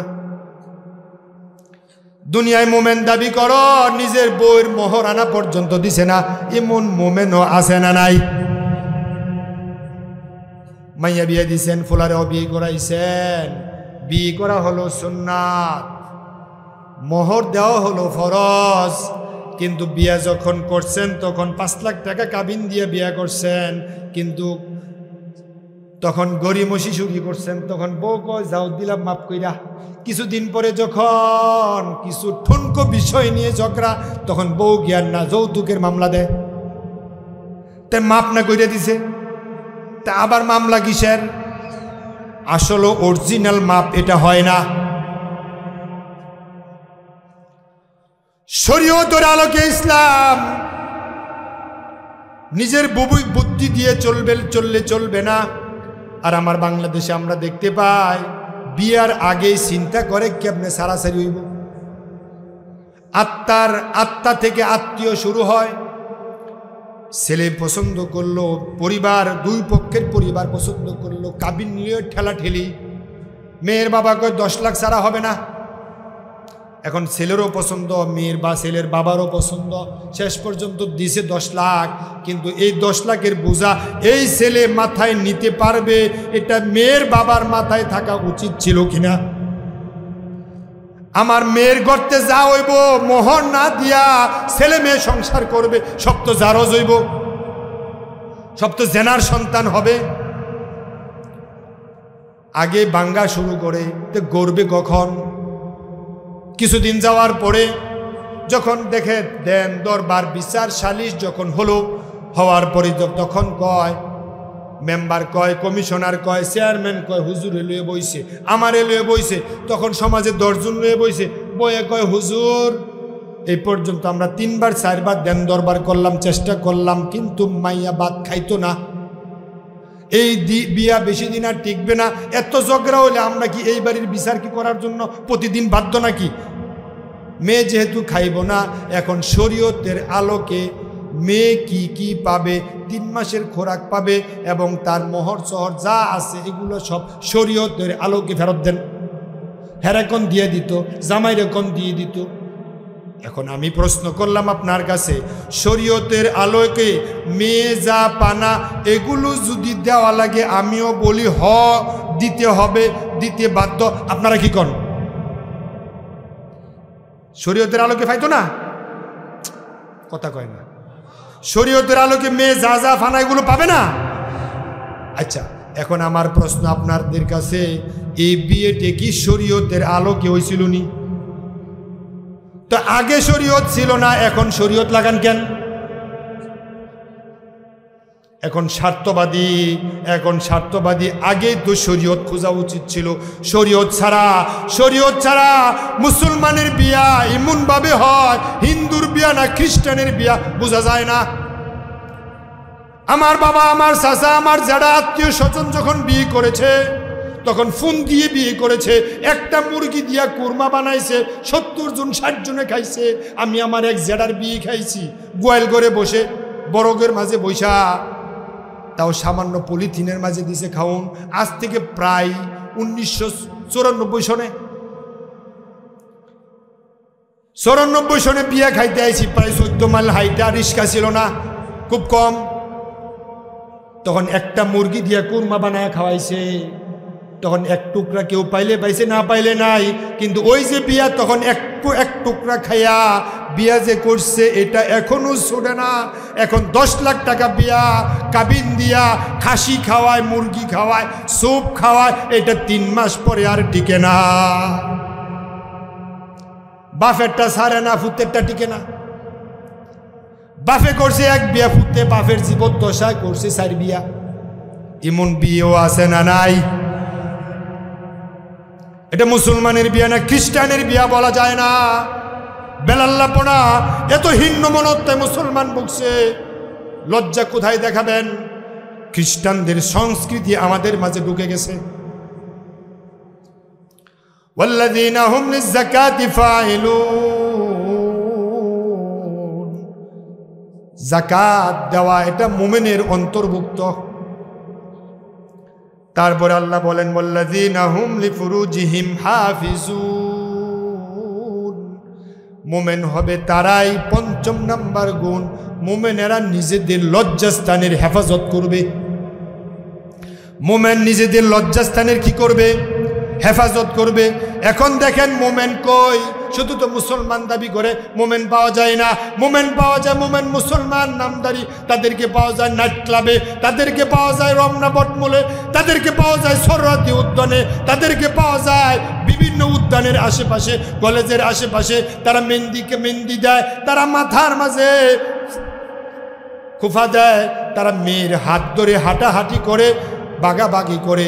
লজ্জাস্থান হেফাজত করবে, দূরের থাক, প্রকাশ করে। আমরা নিজের চোখে দেখে, আমরা চোখ পর্যন্ত আমরা লজ্জায় বন্ধ করে রাখি। বাপের সামনে পর্যন্ত মেয়ে জানা করছে, ভাইয়ের সামনে ভাই পর্যন্ত অপকর্ম করছে। আমার ভাই, লজ্জাস্থান হেফাজত করবে কোথায়? লজ্জাস্থান ঘুরে রাখতে হবে। কিন্তু আপনি তো বলবেন যার যার লজ্জাস্থান তো ডেকে রাখে। কিন্তু ডেকে রাখা এখানে মানে কি? আপনি ডেকে রাখা মানে কি? শুধু কাপড় পরলেই লজ্জাস্থান ডেকে থাকে না। আমরা দেখেছি আমাদের এই দেশে নিজের আপন বাবা নিজের মেয়েরে দর্শন করে, নিজের আপন ভাই নিজের বোনের দর্শন করে। আমার ভাই 3 বছরের মেয়েরে পর্যন্ত দর্শন করে। 3 বছরের মেয়ের লজ্জাস্থান ব্লেড দিয়া কেটে, তারপরে তার লজ্জাস্থান কেটে, তারপরে তার সাথে হায়নার মতো তার উপরে ঝাঁপায়া পড়ছে। আকাশ সংস্কৃতি খুলে দেওয়া হয়েছে। সিনেমা আগে ছিল জেলা সদরে, পরে আসছে থানা সদরে। এখন সিনেমা প্রত্যেকটা যুবকের পকেটে পকেটে এক একটা মোবাইল জ্বলন্ত অগ্নিকুণ্ডে রূপ নিয়েছে। দেখবেন ওয়াজ সাজ দিছেন, হুজুরের ওয়াজ দেখবেন আতনাইরাস লাড়তাছে আপনারে সুন্দর কইরা। সিনেমা এমন জায়গায়ও সিনেমার পোস্টার লাগায় যেখানে কানা মিয়ারও চোখ যায়। বেপরদার জঞ্জনানি চলছে। পর্দার পক্ষে কথা বলতে বলতে কত আলেম কত ওলামা মারা গেছে, আমরাও মরার পথে। মাওলানা যুক্তিবাদী বলছিল, কেমনে যে চলি কেমনে যে হাঁটি, সামনে একটা কোমর দোলায় হাঁটে, ডান দিকে একটা ডেন করে মাথার চুলগুলো ছেড়ে দিয়া হাঁটতেছে, বাম দিকে একটা মোবাইলে কথা কইতে কইতে গায়ের উপরে ধাক্কা খায়া পড়তে আসে। সিদ্ধান্ত নিলাম নিচের দিকে তাকায়া হাঁটমু। চিন্তা করলাম নিচের দিকে তাকায়া হাঁটলে গাড়ি গুতা দেবে। এখন সিদ্ধান্ত নিলাম উপরের দিকে তাকায়া হাঁটমু। ছায়া দিকে 3 তলার ছাদের একটা ছায়া রয়েছে। হাসির খোরাক দিলাম না। আমার বন্ধু, চোখের হেফাজত করা বড় দুষ্কর, চোখের হেফাজত করা যায় না। এখন আপনি দেখেন আমার ছেলেরা, আমার যুবকেরা প্যান্ট পরে, তারপরে হাফাতা শার্ট পরে, আবার লুঙ্গি বলে তো রাস্তায় ঝাড়ু দেওয়া লাগে না। মাসফালি মিনাল কাবাইনি মিনাল ইজারি ফিন্নার। আমার রাসূল বলেন টাকনুর নিচে যে কাপড় পরে এটা জাহান্নামে যাবে। আমার যুবকেরা ফুল হাতা শার্ট পরে, লম্বা প্যান্ট পরে, তারপরে ট্রাই পরে। আর দেখেন পুরুষের পর্দা হলো নাভি থেকে হাঁটু, সারা দেহ ডেকে খুলে হাঁটলেও তেমন গুনাহ হবে না, মাকরুহে তানজিহি হবে। যেই ছেলেরা খালি গায়ে হাঁটলেও তেমন গুনাহ হবে না, মাকরুহে তানজিহি হবে। আর যে মেয়েরা তামাম দেহ ডেকে রাখা ফরজ, পর্দা করা ফরজ। আজকে আমার আপনার মেয়ে, আমার বোন, আমার ভাতিজি, আপনার মেয়ে, আমার মেয়ে বেলাল্লাপনা হয়ে পেট পিট দেখায়া গোরাশাল বাজারে পর্যন্ত যাচ্ছে। আর তুমি বাবা হয়ে মসজিদে গিয়ে নামাজ পড়ো, আল্লাহ আমার জান্নাত দাও, আমার বলো সৌদি আরব কাছে ইনকাম বাড়ায় দাও। আল্লাহ কয় তোর মায়ের দায়ুস, তোর মায়ের কারণে তুই বাবা দায়ুস, বাপ নাই, ভাই হিসেবে তুমি বড় আছো, ওই বোন বেপরদার কারণে ভাই তুমি দায়ুস। আমার ভাই, পর্দার ওয়াজ চলতে চলতে এমন ভাবে চলছে, এখন বলেন পর্দা কমছে না বাড়ছে? পর্দা কমছে না বেপর্দা বাড়ছে? বেপর্দা বাড়ছে। আগে ছিল 3 পিস, এখন হয়েছে 2 পিস। গুলশান বনানি গেলে দেখবেন অনেক মেয়েদের গলায় ওড়না থাকে না, বুকে ওড়না থাকে না, গলায় ঝুলে। এই অবস্থা চলতে গেলে আল্লাহর আযাবের মওকা হয়ে যান। আল্লাহর আকাশ থেকে গজব আসবে। গজবের অপেক্ষা করুন, গজবের অপেক্ষা করুন। তুমি হাজী সাহেব মানুষ, তুমি কাবা শরীফ ধরে আসছো, তোমার বউটা পর্যন্ত গোরাশাল বাজারে যায় বেপর্দা হইয়া, লজ্জা লাগে না? তুমি হাজী সাহেব পরিচয় দাও, তুমি নামাজি ভাই পরিচয় দাও। তোমার বোন, তোমার বউ বেপর্দা হইয়া এদিকে সেদিকে যায়, তোমার লজ্জা লাগে না? বেপর্দা এত যন্ত্রণানি চলছে, বেপর্দা এত বাড়া বাড়ছে। এই বেপর্দা বন্ধ করতে গেলে মাত্র অল্প সময়ের ব্যবধান। আপনার কোরআনওয়ালাদেরকে প্রমোট করেন, কোরআনওয়ালাদেরকে ভোট দেন। কোরআনওয়ালারা যদি ভোট দেন, তারা যদি ক্ষমতায় যায়, একবার পর্দার পক্ষে রায় পাশ হয়ে গেলে পরের দিন 1 মাস 15 দিন পর থেকে দেখবেন বাংলার জমিনে বেহায়াপনা আর উলঙ্গপনা থাকবে না। আমার বন্ধু, ইসলামওয়ালাদেরকে ভোট দেন, ইসলামওয়ালাদেরকে ক্ষমতা দেন। এখন আপনারা নামাজ পড়েন, আপনারা নামাজ পড়ে জান্নাতের আশা করছেন, আর আপনারা জালেমকে ভোট দিচ্ছেন, জাতীয়তাবাদ বিশ্বাস করছেন, সমাজতন্ত্র বিশ্বাস করছেন, কুফরি কমিউনিজম বিশ্বাস করছেন, আর কাবা শরীফ ধরে আসছেন আমি হাজী সাহেব। অথচ আমার আল্লাহ বলেন ইন্নাদ-দীনা ইনদাল্লাহিল ইসলাম। একজন মোমেন ইসলামের বাহিরে যাওয়ার কোনো সুযোগ নাই। তাহলে আপনি জাতীয়তাবাদ মানেন কেমনে? কমিউনিজম মানেন কেন? সমাজতন্ত্র মানেন কেন? ধর্মনিরপেক্ষতা মানেন কেন? অথচ আপনি নিজেই কোন এখন ভোট দেওয়া লাগবে, কিন্তু নির্বাচনের সময় যখন আসবে আপনি আর ভোট দিবেন না। ঠিক না ঠিক? আপনি হয়ে যাবেন মুনাফিক। আমার বন্ধু, মোমেন সব সময় এক পথে চলবে, আর মুনাফিক 2 পথে হাঁটবে। এই ব্যাপারটা বন্ধ করতে হলে আলেম ওলামাদেরকে সংসদে পাঠায় দেন। আলেম ওলামারা যদি ক্ষমতায় যায়, ঘরের দরজা মেলে ঘুমাবার সুযোগ পেয়ে যাবে। টেন্ডারবাজি থাকবে না, সিএনজি দখল থাকবে না, চাঁদাবাজি থাকবে না, হানাহানি থাকবে না, মারামারি থাকবে না, কুবাকুবি থাকবে না, দর্শন নিপ্রেজিং থাকবে না, সব বন্ধ হয়ে যাবে। আমার বন্ধু, পর্দার মতো এত সহজ কিছু আর নাই। রাষ্ট্র থেকে যদি আইন জারি করে দেয়, পার্লামেন্ট থেকে যদি বলে দেয়, ও পুলিশ, ও ট্রাফিকেরা, তোমরা এতদিন পর্যন্ত পু পু করে গাড়ি থামাইছ, যানজট ছোটাইছ, এখন থেকে তোমাদেরকে বাঁশি দিলাম, সাথে একটা লাঠি দিলাম, আর 1 ড্রাম আলকাতরা দিলাম। এই আলকাতরা দিলাম যে সকল বেহায়া বেলাল্লাপনা মেয়েদেরকে যখন রাস্তায় পাবে, এর আগে টেলিভিশনে বলে দেবে যে আজ থেকে আগামী দিন থেকে পর্দা বাধ্যতামূলক ফরজ, বেপর্দা কোনো মহিলা ঘর থেকে বের হতে পারবে না। পুলিশদেরকে 1 ড্রাম আলকাতরা দিয়া যদি বলে দেওয়া হয়, পেট দেখলে পেটে লাগাবে, পিঠে দেখলে পিঠে লাগাবে, গাল দেখলে গালের মাঝে লাগাইবে, বুক দেখলে বুকের মাঝে লাগাইবে, এই সিস্টেম যদি 1 সপ্তাহ প্র্যাকটিস করা হয়, দেখবেন যে মেয়ের পেটে পিঠে আলকাতরা লাগাইবে, এই মেয়ে খিলপাড়া গাগরা স্লোগান দিবে, মাইকিং লাগবে না, বলবে আফা আর সামনে যায়েন না। পরিবেশ পরিস্থিতি বালা না। আমার ভাই, বেপর্দা বন্ধ হয়ে যাবে।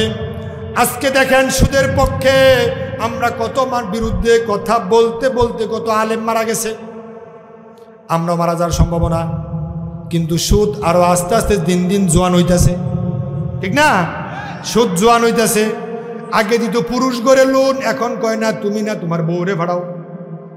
এখন বউরে ভাড়াইতে গিয়ে দেখেন ওই ম্যানেজারের সাথে বউয়ের আবার লিঙ্ক, তখন দেখবেন জামাই তুইয়া ম্যানেজার লইয়া বাইকে গেছে। আমার ভাই, এখন বোনেরে ফাড়াইছে, এখন আপনার বউ ফাড়াইছে, বউয়ের লাগে ছোট বোন গেছে, এখন ম্যানেজার ছোট বোনেরে দেখে লোপ লেগে গেছে।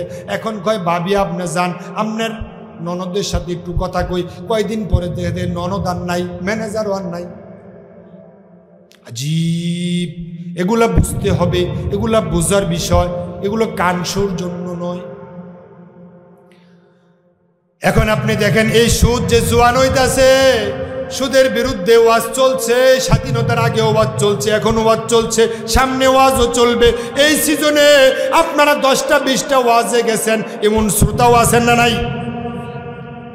ওয়াজও চলছে, সুদও চলছে, ওয়াজও চলছে, সিনেমাও চলছে, ওয়াজও চলছে, চুরিও চলছে, ওয়াজও চলছে, ডাকাতিও চলছে। তাহলে ওয়াজের বলল কই? ওয়াজগুলো সব আওয়াজের রূপ নিছে। আমার ভাই, এই আওয়াজ বন্ধ করতে হলে, ওয়াজকে কামে লাগাইতে হলে এই কোরআনটাকে সংসদ পাঠায়া দেন। কোরআনওয়ালারা যদি সংসদ যায়, সংসদ যাওয়ার পরে একবার সুদের বিরুদ্ধে আইন পাশ করবে, দেখবেন পরের দিন থেকে সুদ বন্ধ হয়ে যাবে। অথচ আমার রাসূল বলেন, সুদ খাওয়া নিজের মায়ের সাথে 36 বার জেনার গুনাহ। নিজের মায়ের সাথে জানা করো, তুমি কেমন মুসলমান? মাথায় টুপি পরে তুমি মসজিদে যাও, আবার সুদের টাকা লাগাও, আবার ঘুষ খাও, আবার সুদ দাও, কেমন মুসলমান তুমি? নিজের মায়ের সাথে জানা করছো। ইউরোপের মানুষগুলো বেলাল্লাপনা হইয়া, অর্ধউলঙ্গ হইয়া, তারা ওই দেশের সংস্কৃতি অনুযায়ী চলে, তারপরেও তারা নিজের মায়ের ইজ্জতে হাত দেয় না। আর তুমি মুসলমান, নামাজও পড়ো, আবার সুদও খাও, নিজের মায়ের ইজ্জতে হাত দাও। তোমার মতো মুসলমান স্যান্ডেল দিয়ে ফিরানো উচিত। ওই ইউরোপের মুসলমানগুলো নিজের মায়ের ইজ্জতে হাত দেয় না, আর তুমি নামাজে মুসলমান হাজি সাহেব আল্লাহর ঘর ধরে এসে পর্যন্ত সুদ খায়, সুদে টাকা লাগায়। এখন সুদ যদি বন্ধ করতে হয়, তাহলে কোরআনওয়ালাদেরকে সংসদে পাঠায় দেন। জি, প্রধান বক্তা চলে আসছে, আমি শেষ করে দিচ্ছি। এখন সুদ বন্ধ করতে হলে কোরআনওয়ালাদেরকে ক্ষমতা দরকার আছে না নাই? চুরি বন্ধ করতে গেলে কোরআনওয়ালাদেরকে ক্ষমতা দরকার আছে না নাই? জেনা বন্ধ করতে গেলে কোরআনওয়ালাদেরকে ক্ষমতা দরকার আছে না নাই? মদ বন্ধ করতে গেলে কোরআনওয়ালাদেরকে ক্ষমতা দরকার আছে না নাই? এখন কোরআনওয়ালারা যদি ক্ষমতায় যায়, আর এক শ্রেণীর মানুষ এখনই নাক ছিটকানি শুরু করে দিছে, ঠিক না বে ঠিক? কোরআনওয়ালারা যেন ক্ষমতায় না যায়, মৌলবাদীদের উত্থান যেন দেশে না হয়, এই চিন্তা তারা দিনভর আওড়াইতে চলছে। এখনই সুদ এখনো সামনে আসে নাই, এখনই সিএনজি স্ট্যান্ড দখল, মাইকু স্ট্যান্ড দখল, এখনই সাদাবাজি, এখনই টেন্ডারবাজি। তোমরা যদি ক্ষমতায় যাও, দেশটা কঠিন রসাতলে নিয়ে তারপরে ছেড়ে দিবা। 1971 সনে দেশ স্বাধীন হয়েছে, আবার 2024 সনে দেশটা রক্তের বিনিময়ে আমরা স্বাধীন করেছি। কোনো জালেমের হাতে এই দেশটা 1 ইঞ্চি জন্য ছেড়ে দেব না। রাজি আছেন না নাই? আল্লাহ তাআলা আমাদেরকে আমল করার তৌফিক দান করুক, আমিন।